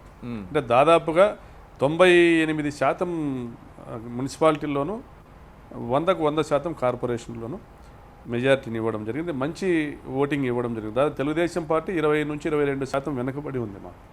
ఇంకా జనసేన బీజేపీల గురించి మాట్లాడితే ఒక పార్టీకి 1,00,000 ఓట్లు, ఒక పార్టీకి 2,00,000 ఓట్లు వచ్చింది. సో ఇక్కడ రెండో స్థానం కోసము పోరాటం చేస్తున్న పార్టీలు తప్ప ఈ ఎన్నికల్లో నామమాత్రపు పోటీ ఇచ్చేటువంటి పరిస్థితి కూడా ఏ పార్టీ కూడా లేదు. ప్రజలకు మేము చెప్పుకోవాల్సింది ఒక్కటే, జగనన్న గత 20 నెలల పరిపాలనలో ప్రజలను ఏ విధంగా ఆయన తన సొంత కుటుంబ సభ్యుల వలె వాళ్లకు కరోనా ఇబ్బందుల్లో కావచ్చు, లేకపోతే ఆయన ఇచ్చిన హామీలను నిలబెట్టుకునే విధానంలో కావచ్చు, పిల్లల చదువుల విషయంలో కావచ్చు, మహిళలకు అండగా ఉండడంలో కావచ్చు, 30 లక్షల ఇళ్ల నిర్మాణం పైన ఆయన చూపిస్తున్నటువంటి శ్రద్ధ కావచ్చు, ఇప్పుడు 30 లక్షల ఇళ్ల పట్టాలు పంపిణీ చేసిన విధానం కావచ్చు, అమ్మఒడి కార్యక్రమం కావచ్చు, అనేక కార్యక్రమాలు, రైతులకు అండగా నిలబడుతూ వాళ్ళకు భరోసా కల్పిస్తున్నటువంటి విధానం కావచ్చు, ఇవన్నీ ప్రజల్లోకి పూర్తిగా వెళ్ళాయి. కాబట్టి గతంలో ఏ ముఖ్యమంత్రి కూడా ఈ విధంగా ప్రజల పట్ల ఒక ప్రేమ అభిమానాలు కనపరిచి చెప్పిన ప్రతి ఒక్క మాటను కూడా నిలబెట్టుకుంటూ మేనిఫెస్టోను పూర్తిగా ఒక బైబిల్లా, ఒక ఖురాన్లా, ఒక భగవద్గీతలా భావించి అమలు చేస్తున్నటువంటి ముఖ్యమంత్రి గతంలో ఎక్కడా లేరు. జగన్మోహన్ రెడ్డి గారే మాకు శాశ్వతంగా ఈయన ముఖ్యమంత్రిగా ఉండాలనే అభిప్రాయం ప్రజల్లో ఉంది. కాబట్టి రెండో పార్టీని, రెండో పక్షాన్ని కూడా మీ పోటీ అనేది ఇప్పుడు రామారావు గారు గెలుపు కోసమా, లేకపోతే గతంలో కంటే ఎక్కువ వచ్చినటువంటి మెజారిటీ కోసమా? అంటే మేము తిరుపతి ఉప ఎన్నికల్లో 5 లక్షల ఓట్ల మెజార్టీతో గెలవబోతున్నాం. తిరుపతి ఉప ఎన్నికల్లో ఈ దేశం యావత్తు కూడా ఆంధ్రప్రదేశ్ రాష్ట్రంలోని తిరుపతి ఉప ఎన్నిక వైపు చూస్తూ ఉన్నారు. 5 లక్షల మెజార్టీతో గెలవబోతా ఉన్నాం. ఈ ప్రాంత ప్రజలందరూ కూడా ఇప్పటికే ఫిక్స్ అయి ఉన్నారు. తిరుపతి ప్రాంత ప్రజలందరూ ఇప్పటికే ఫిక్స్ అయి ఉన్నారు. దీంట్లో ఉనికి చాటుకోవడానికి బీజేపీ పార్టీ అభ్యర్థిని పెట్టచ్చు, లేదా తెలుగుదేశం పార్టీ మొన్ననే దెబ్బతిన్న సందర్భంగా, మున్సిపల్ ఎన్నికల్లో దెబ్బతిన్న సందర్భంగా మళ్ళీ ఇంకా ఎన్నికలు అయిపోయిన మరుసటి రోజు నుంచే చంద్రబాబు నాయుడు గారు బాగా ధైర్యంగా పోరాడారు, ఇంకా మన భవిష్యత్తు ఉంటుంది అనేసి వాళ్ళ కార్యకర్తలకు ఏదో ధైర్యం చెప్పేటువంటి మాటలు చెప్పారు. ఆయన మాటలు ఎవరు నమ్మే పరిస్థితిలో తెలుగుదేశం పార్టీ క్యాడర్ లేదు. తెలుగుదేశం పార్టీకి ఓటింగ్ ఏదైనా ఉందంటే ఇంకా ఆ రోజు రామారావు గారి మొహం చూసి ఓట్లు వేసేవాళ్ళు తప్ప చంద్రబాబు నాయుడు గారికి నాయకత్వం లేదు, భవిష్యత్తు లేదు, ఆయన కుమారుడికి నాయకత్వ లక్షణాలు లేవనేసి ఈ పార్టీకి ఇప్పటికే తెలుగుదేశం ఇంతమందిని ఎందుకు మోహరించారు అక్కడ? డిసైడ్ అయిపోయారు. నియోజకవర్గానికి ఒక మంత్రి, గెలవని పార్టీకి ఓటేయాల్సి వారందరినీ సమన్వయపరచడానికి ఇంకో మంత్రి, ఇంతమంది మంత్రులు ఎందుకు మోహరించారు అక్కడ? అంటే ఎన్నికలు కదా, నీకు ఎన్నికలు అన్నాక పోటీ చేయాల్సిందే, పోటీ చేయాలంటే నామినేషన్ వేయాల్సిందే, నామినేషన్ వేసిన తర్వాత ఎన్నికల్లో గెలవడానికి అన్ని మన ఎఫర్ట్స్ పెట్టాల్సిందే. కాబట్టి దాంట్లో అది పార్టీ వ్యూహంలో భాగం, అంతేగాని దాంట్లో ప్రత్యేకంగా మంత్రులు ఉంచారు, ఎమ్మెల్యేలు ఉంచారు అనేసి చర్చించడం అయితే పెద్ద విషయం కాదు. గతంలో కూడా ఉప ఎన్నికల్లో అధికార పార్టీలు కానీ ప్రతిపక్ష పార్టీలు కానీ తమకు సంబంధించిన ప్రధానమైన నాయకులందరినీ కూడా ఉప ఎన్నికల్లో అక్కడ కేంద్రీకరించేటువంటి ప్రయత్నాలు చేసిన పరిస్థితి కూడా ఉన్నాయి. ఇదే కొత్త విషయం అయితే కాదు. సార్ చెప్పండి రవి గారు. అంటే ప్రకాష్ రెడ్డి గారు, ఇప్పుడు మీరు చెప్పే ప్రకారం జగన్ నామస్మరణ తప్పితే ఇంకా వేరే ఏం చేయక్కర్లేదు అని మీరు అంటున్నారు. అంటే నియోజకవర్గాలు, ఎన్నికలు, వాటికి స్పెసిఫిక్ లక్షణాలు, సమస్యలు ఉంటాయి కదా. తిరుపతిలో కూడా అసంఖ్యాకమైన సమస్యలు ఉన్నాయి. అన్నింటినీ మించి తిరుపతిలోనే ప్రధానమంత్రి గారు ప్రత్యేక హోదా అన్నారు. రెండోసారి గెలిచాక జగన్మోహన్, అంటే ఆయన రెండోసారి ప్రధాని అయ్యాక జగన్మోహన్ రెడ్డి గారు అక్కడే పాదాభివందనంతోనే పరిపాలన మొదలైన పరిస్థితి కూడా ఉంది. అయినా ప్రత్యేక హోదా ఇప్పటివరకు రాలేదు. ఇలాంటి సమస్య అందరూ కూడా ఆలోచిస్తున్నదాన్ని వైఎస్ఆర్ పార్టీ మీరు ప్రధాన అంశంగా తీసుకొస్తున్నారో లేదా? మూడవది, మున్సిపల్ ఎన్నికల్లో అప్పుడే కొంచెం మీరు ఎక్కువగా అన్ని చోట్ల బలప్రయోగం ఇలాంటి ఆరోపణలు ఎదుర్కొన్నారు. ఇప్పుడు 5 లక్షల మెజార్టీ అనేదాన్ని అతిగా నొక్కి చెప్పడం ద్వారా మీరు ముందుగానే ఒక వాతావరణం సృష్టించదలుచుకొని, అందుకోసమే ఈశ్వర్ ప్రశ్నలో కూడా ఈ స్థాయిలో, అంటే మీరు అంత అలవోకగా గెలిచేటప్పుడు ఈ స్థాయిలో మంత్రులందరినీ మోహరించి పద్మవ్యూహంలాగా దిగ్బంధనం చేయాల్సినంత పరిస్థితి ఎందుకు వస్తుందంటే మీరు ఒక వాతావరణం సృష్టించదలుచుకున్నారనే ప్రశ్న. బీజేపీని మీరు టేక్ ఆన్ బీజేపీ. విశాఖ ఉక్కు ఫ్యాక్టరీ సమస్య ఇప్పుడు రాష్ట్రాన్ని రగిలిస్తూ ఉంది. అది మీరు తీసుకుంటారా? మనవరం లాంటిది. చివరి కీలక ప్రశ్న, వైఎస్ఆర్ పార్టీ మీద బీజేపీ, టీడీపీ, జనసేన కూడా రామతీర్థం నుంచి కపిలతీర్థం వరకు అనుకుంటూ మతపరమైనటువంటి తీవ్రమైన ఆరోపణలు చేశాయి. తిరుపతిని కేంద్రంగా చేసుకోవాలని బీజేపీ వ్యూహాత్మకంగా ఉందనే విషయం అందరికీ తెలుసు. మీరు దాన్ని ఏమన్నా తీసుకుంటున్నారా లేదా? తెలుగుదేశం మీద విమర్శలు మీరు చేయండి, వాళ్ళు చెప్తారు, దట్స్ ఓకే. కానీ మీరిద్దరూ కలిసి రాష్ట్ర ప్రయోజనాలు చెప్పడానికి, ఇది లోక్సభ ఎన్నిక కాబట్టి మోడీ గారు అక్కడే హామీ ఇచ్చారు కాబట్టి దాని మీద మీ వైఖరి ఏంటి? ప్రకాష్ రెడ్డి గారు. ఏమంటే తిరుపతి మరొక వారణాసి అయితే కాదు, మోడీ గారికి అలవోకగా గెలుపునిచ్చినటువంటి వారణాసి అయితే కాదు తిరుపతి అనేది ఒక పుణ్యక్షేత్రము. ఇదే పుణ్యక్షేత్రం నుంచే గతంలో చంద్రబాబు నాయుడు గారు, వెంకయ్య నాయుడు గారు, నరేంద్ర మోడీ గారు అందరూ ఒకే వేదిక మీద ఉండి ఆ రోజు ప్రత్యేక హోదా ఇస్తామన్న హామీ ఇచ్చిన మాట వాస్తవము. ఈ మధ్యనే పీయూష్ గుప్తా అనేసి కేంద్ర మంత్రి గారు మాట్లాడిన వీడియో కూడా వైరల్ అవుతూ ఉంది. పీయూష్ గోయల్ గారు, చంద్రబాబు నాయుడు గారు వాళ్ళు ఏదైతే వర్కౌట్ చేసినటువంటి ఫిగర్స్, ఆ సంఖ్యను ఒక ప్యాకేజ్గా అందిస్తే కేంద్ర ప్రభుత్వము మాకు హోదా అక్కర్లేదనేసి రాసినటువంటి కొన్ని పేజెస్ను కూడా ఎగ్జిబిట్ చేస్తూ మాట్లాడిన సందర్భంలో ఇది మేము కాదు ప్రత్యేక హోదా ఇవ్వద్దు అని అడిగింది, ప్యాకేజీ కావాలని అడిగింది చంద్రబాబు నాయుడు గారు అనేసి. అంటే ఆయన చెప్పారు కాబట్టి మేము ఇవ్వలేదనేసి. అంటే బీజేపీ వాళ్ళు గొంతు కోయమని చెప్పింది చంద్రబాబు నాయుడు గారు, ఆయనకు వత్తాసు పలికినటువంటి మరొక నాయుడు గారు. ఇలా నమ్మించి మోసం.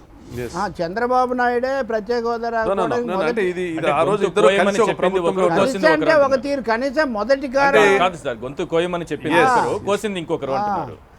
అంటే చంద్రబాబు నాయుడు గారు చెప్పారు, అది ఆ లేఖలో స్పష్టంగా ఉందండి. సర్లేండి సార్ రవి గారు, అది ఆ లేఖలో స్పష్టంగా ఉంది. we have worked out to the figures అండి. అండి ఇక్కడ బీజేపీని ప్రధాన ప్రత్యర్థిగా మేము భావించడం లేదండి. బీజేపీ తప్పకుండా ప్రధాన ప్రత్యర్థి అయితే కాదు. కాకపోతే ఈ రోజు రాష్ట్రంలో బీజేపీ ఏదైతే ప్రజా వ్యతిరేకమైన నిర్ణయాలు తీసుకుంటా ఉందో, విశాఖ ఉక్కుకు సంబంధించి కానీ, మన్నవరానికి సంబంధించి కానీ ఎటువంటి ప్రోగ్రెస్ లేని పరిస్థితుల్లో ఉందో, అనేక సమస్యలు కేంద్ర ప్రభుత్వం మనకు సంబంధించి విభజన చట్టానికి సంబంధించిన హామీలు అమలు చేసేటువంటి విషయంలో కానీ సో దానిపైన ప్రజల మ్యాండేట్ని కోరడం జరుగుతుంది. అదేవిధంగా బీజేపీని ఆ రోజు అందలం ఎక్కించిన వాళ్ళల్లో చంద్రబాబు నాయుడు గారు ఒకరు, ఇద్దరు కలిసి ఒక వేదిక మీద నుంచి ప్రత్యేక హోదా అంశాన్ని ప్రకటించడము. ఆ రోజు చంద్రబాబు నాయుడు గారికి తప్పనిసరి పరిస్థితి అధికారంలోకి రావాలంటే నరేంద్ర మోడీ గారిని పక్కన పెట్టుకోవాల్సిన పరిస్థితి కాబట్టి ఆయన రకంగా అనేక వాగ్దానాలు ఇప్పించారు. దాన్ని ఏవి కూడా ఇచ్చిన ప్రతి హామీని కూడా అమలు చేయకోకుండా ప్రజల్ని మోసం చేశారనేసి ప్రజలు గుర్తించారు కాబట్టి ఆయన శాశ్వతంగా రాజకీయాల నుంచి ప్రజలు తప్పించడం జరిగింది. కాబట్టి ఈ రోజు ప్రత్యర్థుల గురించి మాట్లాడేటువంటి పరిస్థితి ఉండదు. లేదండి, మేము ప్రత్యర్థుల గురించి మాట్లాడేటువంటి పరిస్థితి లేదు. మాకు ఎవరు ప్రత్యర్థి కాదు. మేము ఒకటే చెప్పదలుచుకున్నాం, గతంలోని ప్రభుత్వాలు ఏ విధంగా పనిచేసాయి, ఇచ్చిన హామీలను అమలు చేశారా, మోసం చేశారా? గతంలో ప్రభుత్వాలు ప్రజల సంక్షేమం పట్టించుకున్నారా, వదిలేశారా?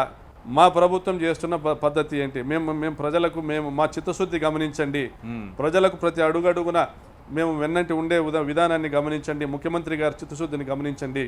మీరు మళ్ళీ మాకు మరొకసారి ఆశీర్వాదం ఇవ్వండి. ప్రతి ఇంటికి 50,000 నుండి దాదాపుగా 2-3 లక్షల రూపాయల వరకు ప్రతి ఇంటికి ఇప్పటికే చేర్చడం జరిగింది. దాదాపుగా 30 లక్షల ఇళ్ల స్థలాల పంపిణీ చేయడం జరిగింది. వాళ్ళకి ఇళ్ల నిర్మాణం కూడా చేసి ఇవ్వబోతా ఉన్నాము. ఇవన్నీ జరగాలి, ఇవన్నీ ప్రోగ్రెసివ్ గా ముందుకు వెళ్ళాలి. మాకు ఇంతవరకు మేము చేసిన దాన్ని గుర్తింపు ఇవ్వండి అని మాత్రమే మేము ప్రజల వద్దకు వెళ్తాం తప్ప తెలుగుదేశం పార్టీ గురించి నోట్లో పెట్టుకున్న దాన్ని పెద్దగా అది వ్యాలిడిటీ ఉండదు. ఇక్కడ ఉనికి లేనటువంటి జనసేన బీజేపీల గురించి మాట్లాడడం కూడా ఇది సందర్భం కాదని మా ఉద్దేశం. రైట్. దీపక్ రెడ్డి గారు, 5 లక్షల మెజారిటీ లక్ష్యమే, ఇక్కడ ఎవరు ప్రత్యర్థులు లేరు, ఇది వైసీపీ టార్గెట్.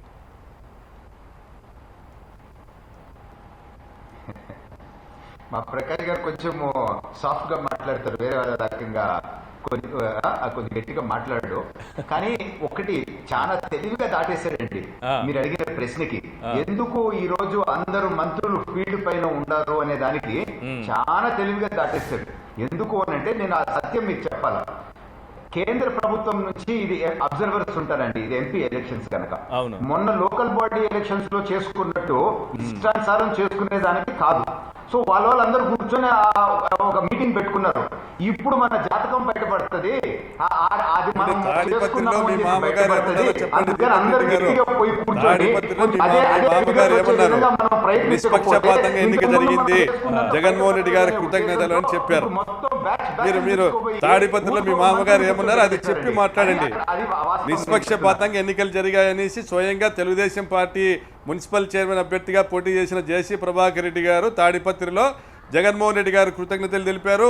నిష్పక్షపాతంగా పనిచేసిన ప్రభుత్వానికి కృతజ్ఞతలు తెలిపారు, పోలీసు యంత్రాంగానికి కృతజ్ఞతలు తెలిపారు.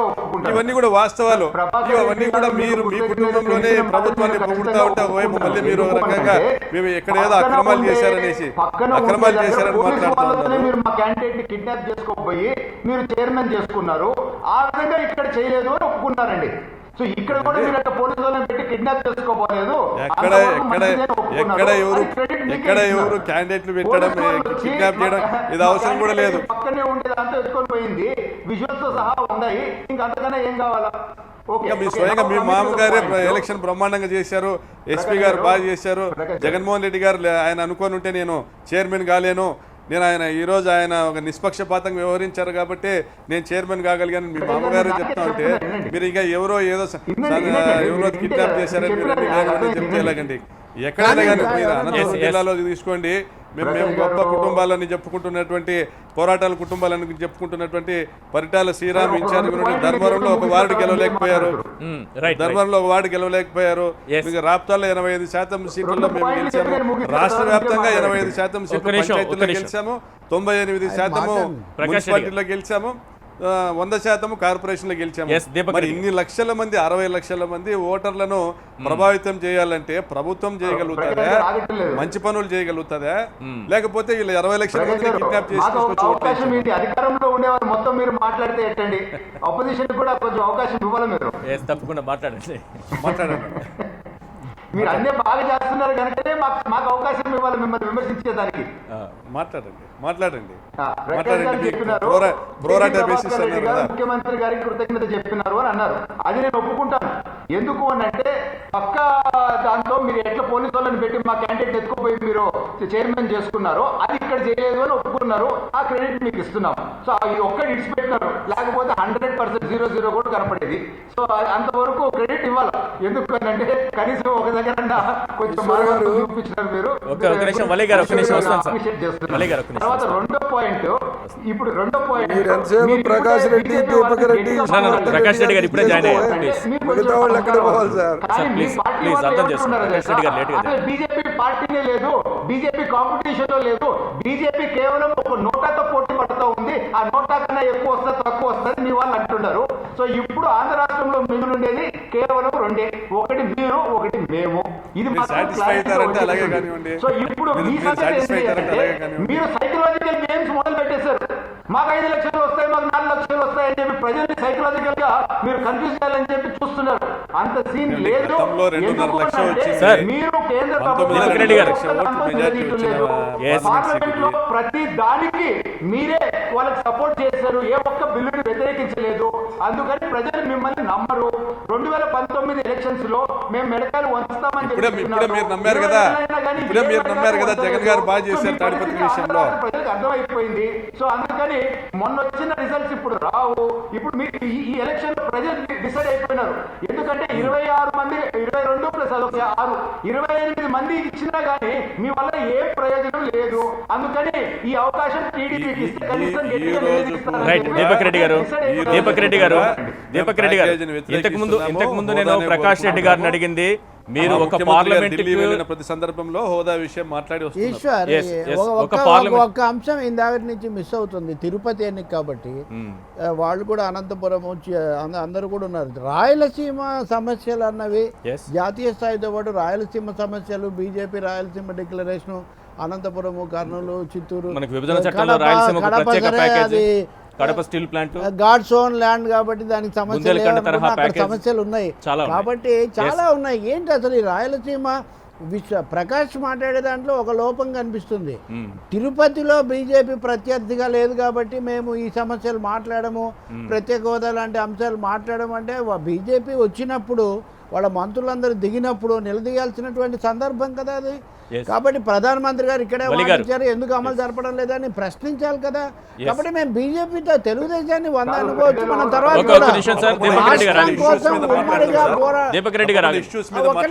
రాష్ట్ర సమస్యలు మీరు ప్రత్యర్థిగా ఎన్నికల్లో భావించకండి, కానీ చేయాల్సింది వాళ్ళే కదా. రాష్ట్రానికి ముఖ్యమంత్రి గారు మాటికి వెళ్ళి మెమరాండాలు ఇచ్చి వస్తుంది వాళ్ళకే కదా. కర్నూలులో మేము హైకోర్టు పెడతాం కదా. మస్తాన్ వలి గారు అది తప్పకుండా ప్రజలకు తీసుకెళ్తాం. రాష్ట్రానికి ఏమి ఇవ్వాలి, గత ప్రభుత్వంలో ఏం చేశారు, ఈ ప్రభుత్వం కానీ లేదా భారతీయ జనతా పార్టీ అధికారంలో ఉన్న ప్రభుత్వం కానీ లేదా తెలుగుదేశానికి మాట్లాడాల్సింది అది మాట్లాడతాం. స్పష్టంగా అడుగుతున్నా, పార్లమెంట్ లో కూడా కాదు, తెలుగుదేశం పార్టీ కానీ ఏది కూడా మేము ప్రత్యర్థిగా భావించడం లేదు. మేము అభివృద్ధి ఎజెండా, సంక్షేమం ఎజెండా, మా ముఖ్యమంత్రి గారి పరిపాలన గత 22-23 పరిపాలనని ప్రజల ముందుకు తీసుకెళ్తాము. ఒక్క నిమిషం సార్, ప్రకాష్ రెడ్డి గారు ఒక్క నిమిషం సార్, ప్రకాష్ రెడ్డి గారు ఒక్క నిమిషం ఆగండి సార్. వలి గారు మీరు చెప్పండి. దీపక్ రెడ్డి గారు మీకు అవకాశం ఇస్తే ఆగాలి సార్, ప్లీజ్. నేను జగన్మోహన్ రెడ్డి గారి ప్రభుత్వాన్ని గాని, తెలుగుదేశాన్ని గాని, భారతీయ జనతా పార్టీని గాని, మూడు కూడా ఎక్కడో చోట అధికారంలో ఉన్నాయి. ఈ మధ్యకాలంలో రాష్ట్ర విభజన తర్వాత, ఈ తెలుగు రాష్ట్ర విభజన తర్వాత రాష్ట్రానికి ఒక సంపద చేకూర్చేటటువంటి విధానం కానీ, లేదా విభజన చట్టంలో పెట్టినటువంటి అంశాలను తీసుకురావడం కానీ, లేదా ఈ ఆంధ్ర రాష్ట్ర అభివృద్ధిలో కానివ్వండి. ఈశ్వర్ గారు, let me finish sir. Prakash Reddy గారు ప్లీజ్ ఆగండి. ఎందుకు పార్లమెంట్ లో లేవనెత్తట్లేదు? ఎందుకు భారతీయ జనతా పార్టీకి తెలుగు ప్రజల యొక్క ఆత్మగౌరవాన్ని తాకట్టు పెడుతున్నారు? ఇవాళ విశాఖ ఉక్కు కానీ, దుఃఖరాజు పట్టు ఫ్యాక్టరీ కానివ్వండి, లేదా రాష్ట్రానికి ప్రత్యేక హోదా కానివ్వండి, ఏదా భారతీయ జనతా పార్టీ తీసుకొచ్చేటటువంటి ప్రతి బిల్లును కూడా తెలుగుదేశం పార్టీ, జగన్మోహన్ రెడ్డి గారు ఢిల్లీలో మద్దతు పలుకుతున్న మాట వాస్తవం కాదా అని చెప్పి అడుగుతున్నాను. ఇవాళ ఇంతమంది రైతులు 3 నెలల నుంచి 4 నెలల నుంచి ధర్నా చేస్తా ఉన్నారు, నిరసన తెలియజేస్తా ఉన్నారు. దానికి మద్దతు ప్రకటించకుండా ఆ బిల్లుకి మద్దతు తెలిపింది తెలుగుదేశం పార్టీ, జగన్మోహన్ రెడ్డి గారి ప్రభుత్వం కాదా అని చెప్పి అడుగుతా ఉన్నాను. ఇదే నేను అడుగుతా ఉన్నాను. మైనారిటీలకు ఇబ్బంది పడేటటువంటి బిల్లుని చంద్రబాబు నాయుడు గారు కానీ జగన్మోహన్ రెడ్డి ప్రభుత్వం కానీ భారతీయ జనతా పార్టీ పెట్టిన బిల్లుకి సపోర్ట్ చేశారా లేదా? ఇవాళ మీరు ఈ రాష్ట్రంలో ప్రభుత్వం ప్రతిపక్షం మీరే పోషిస్తారు, ఢిల్లీలోకి వెళ్ళి మీరే నరేంద్ర మోడీకి సపోర్ట్ చేస్తారు, ఇక్కడికి వచ్చిన తెలుగు ప్రజలతో ఆటలు ఆడుకుంటూ ఉన్నారు, తెలుగు ప్రజల యొక్క ఆత్మగౌరవాన్ని అమ్మేటటువంటి ప్రయత్నం. ఇవాళ మేము కూడా కాంగ్రెస్ హయాంలో 54 లక్షలే ఇందిరమ్మ ఇళ్ళు కట్టించాం, కానీ మేము విశ్వసనీయతగా పోరాడాం. కానీ రాష్ట్ర విభజనని మమ్మల్ని దోషం చేసి మమ్మల్ని ఓడించినప్పటికి కూడా ఇవాళ ప్రజలు అంటున్నారు, అయ్యా కాంగ్రెస్ ఉంటేనే మాకు తినడానికి తిండుంది, కనీసం మేము సంతోషంగా ఉన్నాం.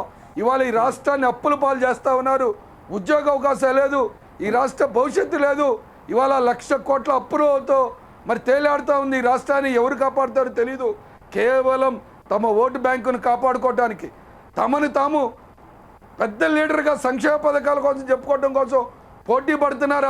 ఆంధ్ర రాష్ట్రంలో ఢిల్లీలోకి వెళ్ళి నరేంద్ర మోడీ గారి దగ్గర కాళ్ళ దగ్గర తాకట్టు పెడుతున్నారు అనేటటువంటి విషయానికి జవాబు చెప్పాల్సిన అవసరం ఉంది. ఈ 7 సంవత్సరాల్లో నరేంద్ర మోడీ గారు పెట్టిన ప్రతి బిల్లుని సపోర్ట్ చేసింది ఈ 2 పార్టీలు ప్రభుత్వం. కానీ ప్రజలందరూ ఈ పాలన మారాలి, కాంగ్రెస్ రావాలి అని అంటున్నారు. మీరు అంటున్నారు కదా వలి గారు, ఇది ఓట్ల రూపంలో తిరుపతిలో ఏమైనా కనిపిస్తుందా? తప్పకుండా కనిపించింది సార్. ఇప్పుడు మన సోదరుడు ఎమ్మెల్యే ప్రకాష్ రెడ్డి గారు అన్నారు, ఇవాళ 30 లక్షల మందికి ఇళ్ల స్థలాలు ఇచ్చామని. మేము 54 లక్షల మందికి ఇళ్లు కట్టించాం. అయినా మమ్మల్ని ఓడించలా, మమ్మల్ని దోషులు చేయలా. ఇవాళ వీళ్ళంతా కూడా ఎక్కడ కాంగ్రెస్ జెండా అంటే ఇల్లు కట్టించేస్తే అయిపోదు, అదే ఫలితం కాదనేది వారి వాదన. ఏదో ఒక సందర్భంలో ఏదో ఒక రకంగా దెబ్బతింటారని. ప్రకాష్ రెడ్డి గారు ప్లీజ్. ఇళ్ల స్థలాలు ఇవ్వంగా అవదు. రాష్ట్రానికి సంపద, రాష్ట్ర సంపద ఎక్కడుంది? ఏదో భవిష్యత్ తరాల్లో ఈ రాష్ట్రానికి కావాల్సినటువంటి ప్రజలకు ఎక్కడ జరిగింది? రాష్ట్రాన్ని అప్పుల పాయం చేస్తారా? రాష్ట్రాన్ని ముందుకు తీసుకెళ్లే ప్రయత్నం చేస్తారా? కానీ చెప్పలేరు. ఎంతసేపు భజన చేస్తే కుదిరేది కాదు. వాళ్ళేమో మతోన్మాదం, వీళ్ళేమో ఏదో ఒకటి చెప్పి సంక్షేమ పదంలో భజన చేయడం. మన తెలుగుదేశం పార్టీ వాళ్ళేమో మా నాయకుడు 73-75 సంవత్సరాలు అయినప్పుడు కూడా కార్యకర్తల ప్రజలు ఓట్లు వేస్తారండి. మంచిని ఎప్పుడు కూడా గుర్తిస్తారు. ఇది ఎక్కడ ఇల్లు కట్టించినమ్మా మాకు ఓట్లు లేదంటే మీ పార్టీనే లేదు. మీరు ఏదైతే ప్రజలకు మంచి చేసిన రాజశేఖర రెడ్డి గారి కుటుంబానికి మీరు అన్యాయం చేశారనేది ప్రజలు భావించారు. కాంగ్రెస్ పార్టీని మళ్ళీ ఉనికిలోకి తీసుకొచ్చినటువంటి రాజశేఖర రెడ్డి గారిని, ఆయన కుటుంబాన్ని మీరు మోసం చేశారనేసి ప్రజలు కాంగ్రెస్ పార్టీని తిరస్కరించారు. ఇంకా గురించి మాట్లాడాల్సిన సందర్భం కూడా కాదు. కాకపోతే ఎన్నికలు వచ్చినప్పుడు ఒకసారి నోటంతా పోటీ పడుతూ ఉంటారు, అది వేరే విషయం. మస్తాన్ వాలి గారు, నేను మిగతా వాళ్ళ మీద మాట్లాడేది కాంగ్రెస్ మీద అంత మీరు మరీ ఏకపక్షంగా కాంగ్రెస్ పాత్ర లేనట్టు. కాంగ్రెస్ ముందు జాతీయ స్థాయిలో కోలుకోవాల్సిన అవసరం చాలా ఉంది. జాతీయ స్థాయిలో మీరు మీ నాయకత్వము, రాష్ట్రాల్లో పీసీసీలు, ఆంధ్రప్రదేశ్లో కూడా ఒక భాగం ఒక విధంగా మాట్లాడుతుంది, ఒక భాగం ఇంకో విధంగా మాట్లాడుతుంది. కొంచెం మీరు కూడా లోపలికి కూడా చూసుకోండి. ఎంతసేపు ఎదురుదాడి ఒక్కటే సరిపోదు. ఇంకోటి కాంగ్రెస్ పార్టీ లోపాలు కూడా బలమైన ఉన్నాయి. కాబట్టి మీరు కాంగ్రెస్ బీజేపీ కలిసే చేశాయి. కాబట్టి వైసీపీ టీడీపీని మీరు అనడంతో పాటు కాంగ్రెస్ పాత్ర ఏమీ లేదు, ఇంకా అంతా కూడా బ్రహ్మాండమేమో అనేది అదే వాస్తవం లేదు. మీరు కోలుకోవాల్సింది, మేలుకోవాల్సింది చాలా ఉంది. అప్పుడు రవి గారిని ఒక్కటే అడుగుతా ఉన్నాను, మీరు చెప్పండి, భారతీయ జనతా పార్టీ చేసేటటువంటి తప్పుల్ని దేశ స్థాయిలో రైతుల పక్షాన కానీ, యువతకు ఉద్యోగ అవకాశాలు కానివ్వండి, దేశంలో జరుగుతున్నటువంటి అల్పసంఖ్యాకుల మీద జరుగుతున్న దాడుల మీద పార్లమెంట్లో కానీ పార్లమెంట్ బయట కానీ పోరాడుతున్నటువంటి పార్టీ ఏదైనా ఉందో చెప్పానండి. వీళ్ళు ఎవరైనా పోరాడుతున్నారా? నేను క్షమాపణ కోరుతాను. కాంగ్రెస్ అంత శక్తివంతంగా పోరాడుతుందా? ప్రాంతీయ పార్టీ ఎవరు పోరాడుతున్నారు చెప్పండి రవి గారు. ఎవరు ప్రత్యేక హోదా విషయం మీరు పార్లమెంట్ లో లేవనెత్తడానికి ఎంత సమయం పడుతుందో పోరాడే పార్టీలు ఇతరుల మీద చెప్పండి సార్. ఇవాళ యూపీలో పోరాడుతున్నాం, ఇవాళ తమిళనాడులో పోరాడుతున్నాం, బీహార్లో పోరాడుతున్నాం.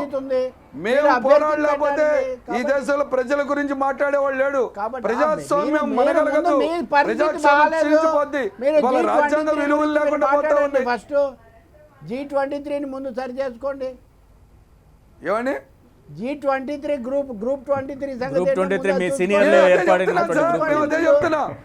మీకు మేము మాట్లాడే చూసుకోండి. నేను అంటుంది విమర్శ చేయొద్దని కాదు, కానీ మరీ మీరు ఇంకా వన్ సైడెడ్గా పోతే ఆపాల్సి వస్తుంది. నేను విమర్శక కాదు రవి గారు, దేశంలో భారతీయ జనతా పార్టీకి దమ్ముండి దీనంగా దీర్ఘంగా మీరేమి ఎదుర్కోవట్లేదు, మీరు పదే పదే అనకండి. ప్రాంతీయ పార్టీలు కొద్ది గొప్ప వామపక్షాలు ప్రాంతీయ పార్టీలు నిర్వహించగలుగుతున్నాయి. కాంగ్రెస్ మాత్రం ఎక్కడున్నాయండి? మొన్న బీహార్లో ఎవరు చూసాం కదా, మాట్లాడుతున్నారు? మొన్న మోడీ బీహార్లో గారు చూసాం సరెండర్ కదా అయ్యారు. మీకు ఇచ్చిన స్థాయి. Yes, ఎవరు please. మాట్లాడుతున్నారు చెప్పండి. సరే, ఇప్పుడు Right. కాంగ్రెస్ ప్రధాన సమస్య కాదు. ఎనీవే ఒకసారైనా చెప్పాలి కాబట్టి నేను Yes. ఇంకో కోణం కూడా చెప్పడానికి రైట్ ప్రయత్నం చేశాను. తోపుదుర్తి మరి ప్రకాష్ రెడ్డి గారు, చెప్పండి, ప్రకాష్ రెడ్డి మోడీకి గారు వ్యతిరేకంగా ఇంతకు ముందు పోరాడుతున్నారు. రవి గారు ఒక మాట మోడీ అన్నారు, గారి కాళ్ళ దానికి మీరు దగ్గర ఆన్సర్ పడుతుందో చేయాలి. చెప్పండి. చెప్పండి సార్. పోటీలో బీజేపీ లేదని మీరు వదిలేస్తే ప్రత్యేక హోదా గురించి వారిని వదిలేస్తారా?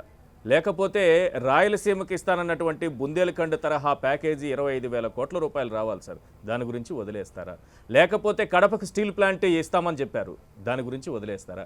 పోనీ బీజేపీని 2018 రాయలసీమ డిక్లరేషన్ తీసుకొచ్చింది, అందులో మీకు అనుకూలమైన అంశాలు ఉన్నాయి, మీ ప్రభుత్వం చేయాల్సినటువంటి అంశాలు చాలా ఉన్నాయి. సో ఇవి వదిలేస్తారా? ఇవేవి పట్టించుకోరా? ఓన్లీ జగన్ పేరు చెప్పి ఓట్లు ఇవన్నీ కూడా ఈశ్వర్ గారు, ఈశ్వర్ గారు, విశాఖ ఈశ్వర్ గారు, ఇప్పుడు విశాఖ ఉక్కు ఇప్పుడు మీరు చెప్పినన్ని కూడా కాంగ్రెస్ తీసుకొచ్చినాయనే. Yes, correct. అది చట్టంలోనే కాంగ్రెస్ తీసుకొచ్చినాయి. Yes, correct. కుటుంబాన్ని Correct. ప్రతి Correct, కుటుంబాన్ని మళ్ళీ correct. కలిసినప్పుడు మేము చేసిన మంచి చెప్పడం అనేది మేము పాజిటివ్ ఓటు గురించి మేము చేసేటువంటి కార్యక్రమం. అయితే వేదికల మీద మాట్లాడినప్పుడు తప్పకుండా పోటీ చేస్తున్న ప్రతి ఒక్క పార్టీ యొక్క పూర్వపరాలు ఏంటి, ఆ పార్టీ ప్రభుత్వంలో ఉన్నప్పుడు చేసింది ఏంటి, తెలుగుదేశం కావచ్చు, కాంగ్రెస్ పార్టీ కావచ్చు, కొన్ని ఇప్పుడు కేంద్రంలో ఉన్నటువంటి బీజేపీ మనకు చేయాల్సినటువంటి బాధ్యతను ఎందుకు తీసుకోవడం లేదనే విషయం ఇవన్నీ క్వశ్చన్ చేస్తాం. మేము ఓటర్ దగ్గరికి వెళ్ళినప్పుడు మేము చెప్పేటప్పుడు ప్రతి ఓటర్కి మేము వెళ్ళి బీజేపీని పరిచయం చేయం కదా. బీజేపీ అనే పార్టీ ఎక్కడుందో దాని గుర్తు ఏంటో, దాని లీడర్ ఎవరో ఏమీ తెలియని పరిస్థితుల్లో తీసుకెళ్లి బీజేపీ అలా చేసింది ఇలా చేసింది ఓటర్ల దగ్గర చెప్పం కదా, వేదికల మీద మాట్లాడతాం. ఎటువంటి వేదిక మీద మాట్లాడేటువంటి పరిస్థితి వచ్చినా కూడా, ఎటువంటి వేదిక మీద మాట్లాడేటువంటి అవకాశం ఉన్నప్పుడు కూడా కేంద్రంలో ఉన్న బీజేపీ మనకు ఈ విధంగా చేయాల్సి ఉన్నది చేయలేదు. మనకు ప్రత్యేక హోదా విషయం కావచ్చు, బుందేల్ఖండ్ తరహా ప్యాకేజ్ విషయం కావచ్చు, రాయలసీమ డిక్లరేషన్ కావచ్చు, విశాఖ ఉక్కు కావచ్చు, ఇవన్నీ కూడా తప్పకుండా మాట్లాడతాం వీటన్నిటి మీద. కాకపోతే ప్రజలకు ఈ రోజు పాజిటివ్ ఓటింగ్ ఒకటి ఉంది, ప్రజల్లో క్లియర్ గా ఉంది. దాన్ని మేము చెడగొట్టుకోదలుచుకోలేదు. లేని విషయాలన్నీ వాళ్ళతో డిస్కస్ చేయాల్సిన అవసరం లేదు. ప్రజల మనసులో వాళ్ళలో ఇప్పట్లో ఎక్కడ కూడా బీజేపీ అనే పార్టీ కనపడిన పరిస్థితి. ఏంటంటే అది రాష్ట్రానికి రావాల్సినవి రాబట్టుకోవడానికి ఈ ఎన్నికతో రాష్ట్ర ప్రభుత్వం యొక్క మనుగడ మారదు. అది డెఫినెట్ గా వేదికల మీద, అది డెఫినెట్ గా రవి గారు, అది డెఫినెట్ గా మేము మాట్లాడతాము, అది డెఫినెట్ గా మేము మాట్లాడతాము, అది డెఫినెట్ గా దీన్ని 2 భాగాలుగా చూడాలి మేము చెప్తున్నది. రైట్ సార్, తిరుపతిలో ఫైట్ చేస్తాం as a party in power. తప్పకుండా సార్, తిరుపతిలో కొందరు నేతలున్నారు. ఉప ఎన్నిక అలాగే గెలుపు అవకాశాలపైన వారేమంటున్నారో ఒకసారి చూద్దాం. మా ప్రతినిధి మురళి ఉన్నారు, వారితో ఓవర్ టు మురళి.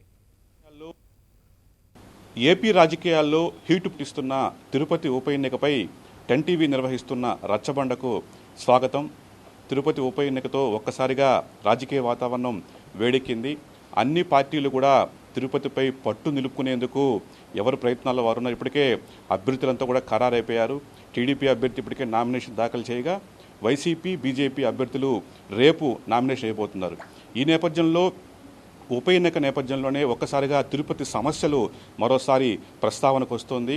ప్రధానంగా రాజకీయ పార్టీలంతా కూడా పెద్ద సంఖ్యలో వాగ్దానాలు ఇచ్చి ఈ సీట్ను కైవసం చేసుకునేందుకు ప్రయత్నాలు ముమ్మరం చేశాయి. ఎవరికి వారు విస్తృతంగా పార్లమెంట్ పరిధిలోని 7 అసెంబ్లీ సెగ్మెంట్లో ప్రచారం నిర్వహిస్తారు. ప్రస్తుతం మనతో పాటు తిరుపతి వాసులు, వివిధ రాజకీయ పక్షాలకు చెందిన వ్యక్తులు, అట్లాగే ప్రజా సంఘాల ప్రతినిధులు ఉన్న వాళ్ళతో మాట్లాడే. మొదటగా మనతో పాటు తిరుపతి ప్రథమ మహిళ, ఇటీవలే మేయర్గా ఎన్నికైన డాక్టర్ శిరీష గారు ఉన్నారు. మేడం, ఒక్కసారి అంటే ఏమనిపిస్తుంది మేడం? మున్సిపల్ పోర్లో భారీ విజయాన్ని సాధించుకున్నారు, అదే ట్రెండ్ బై ఎలక్షన్ కూడా కొనసాగుతుందంటారా?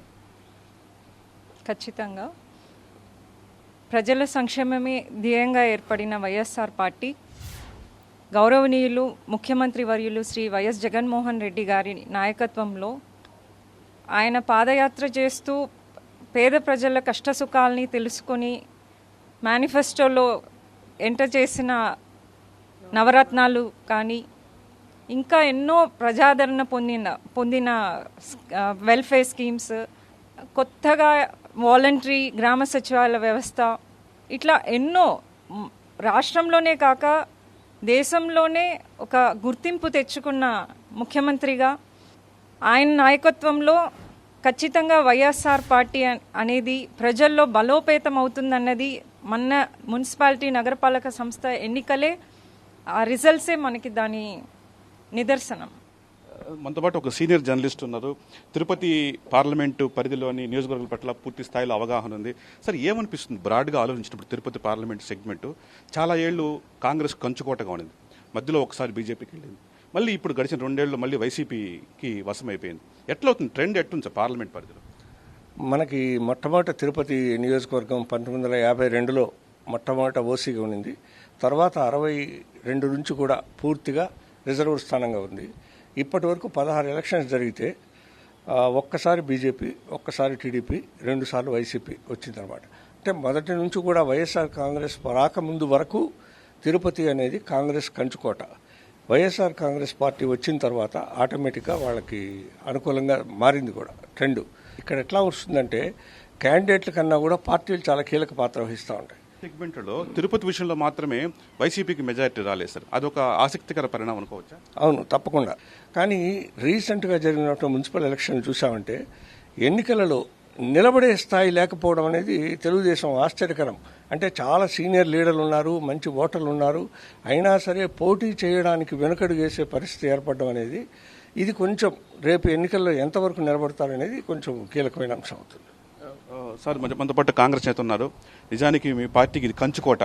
దాదాపు చింతామోహన్ గారు ఒకసారి టీడీపీ నుంచి 5 సార్లు కాంగ్రెస్ నుంచి గెలిచారు. అంటే విభజన తర్వాత ఆ గాయం ఇంకా మిమ్మల్ని వెంటాడుతూనే ఉంది అనుకోవచ్చా? రేపు జరగబోయే ఉప ఎన్నికలకి ఒక ప్రత్యేకత ఉందండి. ఎందుకంటే రాష్ట్ర విభజన తర్వాత ఈ రాష్ట్రానికి వెంకటేశ్వర స్వామి పాదాల సాక్షిగా నరేంద్ర మోడీ గారు ఇక్కడ ప్రత్యేక హోదా ఇస్తామని చెప్పినారు. ఆ ప్రత్యేక హోదా అరచేతిలో వైకుంఠం అని చెప్పి తేల్చేశారు. ఇవ్వము అని చెప్పి స్పష్టంగా చెప్పేశారు. ఎన్నికల ముందు వీళ్ళు ఇచ్చినటువంటి హామీలు ఏ విధంగా తుంగలో దొక్కేసి ఈరోజు తుంగలో తొక్కడమే కాకుండా కాంగ్రెస్ ప్రభుత్వ హయాంలో తీసుకొచ్చినటువంటి కేంద్ర ప్రభుత్వ రంగ సంస్థలైనటువంటి బిఎస్ఎన్ఎల్ కానీ, పోస్టల్ కానీ, ఎల్ఐసి కానీ, రైల్వేస్ కానీ, విమానాశ్రయాలు కానీ అన్నీ కూడా ప్రైవేట్ పరం చేసేస్తున్నారు హోల్సేల్గా. ఈరోజు నిన్నటి వరకు మీరు చూశారు, ప్రతి చోట కూడా కేంద్ర ప్రభుత్వ రంగ ఉద్యోగస్తులందరూ కూడా రోడ్ల మీదకి వచ్చి పెద్ద ఎత్తున నిరసన కార్యక్రమాలు చేపట్టారు. వాళ్ళందరికీ కూడా నేను విజ్ఞప్తి చేస్తున్నాను, మీ చేతిలో బ్రహ్మాస్త్రం ఓటు హక్కు అనేది ఈరోజు మీ చేతికి వచ్చింది. రేపు జరగబోయే ఉప ఎన్నికల్లో మీరు ఆ ఓటు హక్కుని సద్వినియోగం చేసుకొని కేంద్ర ప్రభుత్వానికి బుద్ధొచ్చేలా చేయాలి. తిరుపతిలో ప్రజలు బీజేపీకి గాను ఓటేస్తే పెంచిన గ్యాస్ ధరలను మీరు అంగీకరించినట్లే, జీఎస్టీని మీరు అంగీకరించినట్లే, నోట్ల రద్దుని మీరు అంగీకరించినట్లే. కాబట్టి ఈరోజు మహిళలు ముఖ్యంగా గ్యాస్ ధర పెరిగిపోయి ఎన్ని ఇబ్బందులు పడ్డారో చూశారు.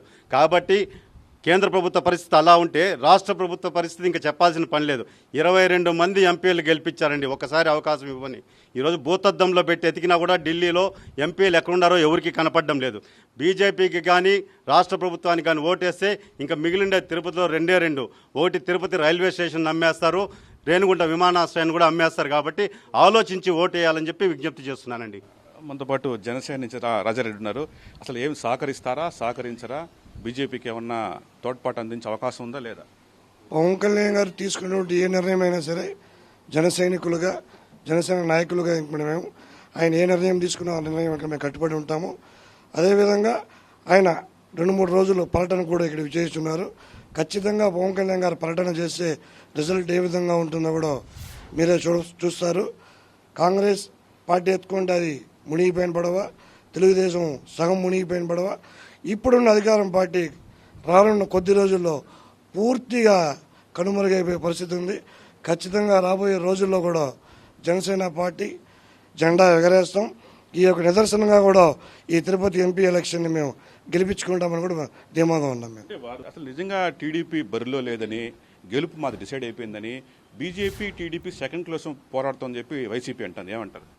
ఈరోజు ఓటు అడిగే హక్కు ఎవరికైనా ఉంది అంటే తెలుగుదేశం పార్టీకి ఉంది. ఈ తిరుపతి పట్టణంలో కనిపించే అభివృద్ధి ఏ నాయకుడు వచ్చి ఓటు అడిగినా మేమేసిన సీసీ రోడ్ల మీద నడిచి వచ్చి ఓటు అడగాల్సిందే, మేమేసిన ఎల్ఈడి బల్బుల ముందు నిలబడి నమస్కారం పెట్టాల్సిందే. అటు పోయి ఆ మహిళా యూనివర్సిటీని చూస్తే అది చెప్తుంది తెలుగుదేశం పార్టీందని. అటు పోయి ఆ స్విమ్స్ని చూస్తే చెప్తుంది స్విమ్స్ తెలుగుదేశం పార్టీ పెట్టింది. పక్కన బర్డ్స్ పోయి చూస్తే ఈ బర్డ్స్ని పెట్టింది తెలుగుదేశం పార్టీ. ఇదే తిరుపతికి తెలుగు గంగ నీళ్లు తీసుకొచ్చి ప్రతి పౌరుడి యొక్క గొంతు తడుపుతా ఉందంటే అది తెలుగుదేశం పార్టీ. ఏడుకొండల వెంకటేశ్వర స్వామి దగ్గరికి వచ్చేటువంటి కోట్లాది మంది భక్తులు ఈరోజు ఉచితంగా అన్నం తింటా ఉన్నారంటే అది తెలుగుదేశం పార్టీ పెట్టినటువంటిదే. నేను ఒకటే అడుగుతున్నాను, ఆంధ్ర రాష్ట్ర ప్రజలకి, ముఖ్యంగా తిరుపతి ప్రాంత ప్రజలకి ఇది ఒక సువర్ణమైనటువంటి అవకాశము. ప్రశ్నించే గొంతు కావాలన్నా, లేకుంటే మూగనోము నోసే గొంతు కావాలన్నా,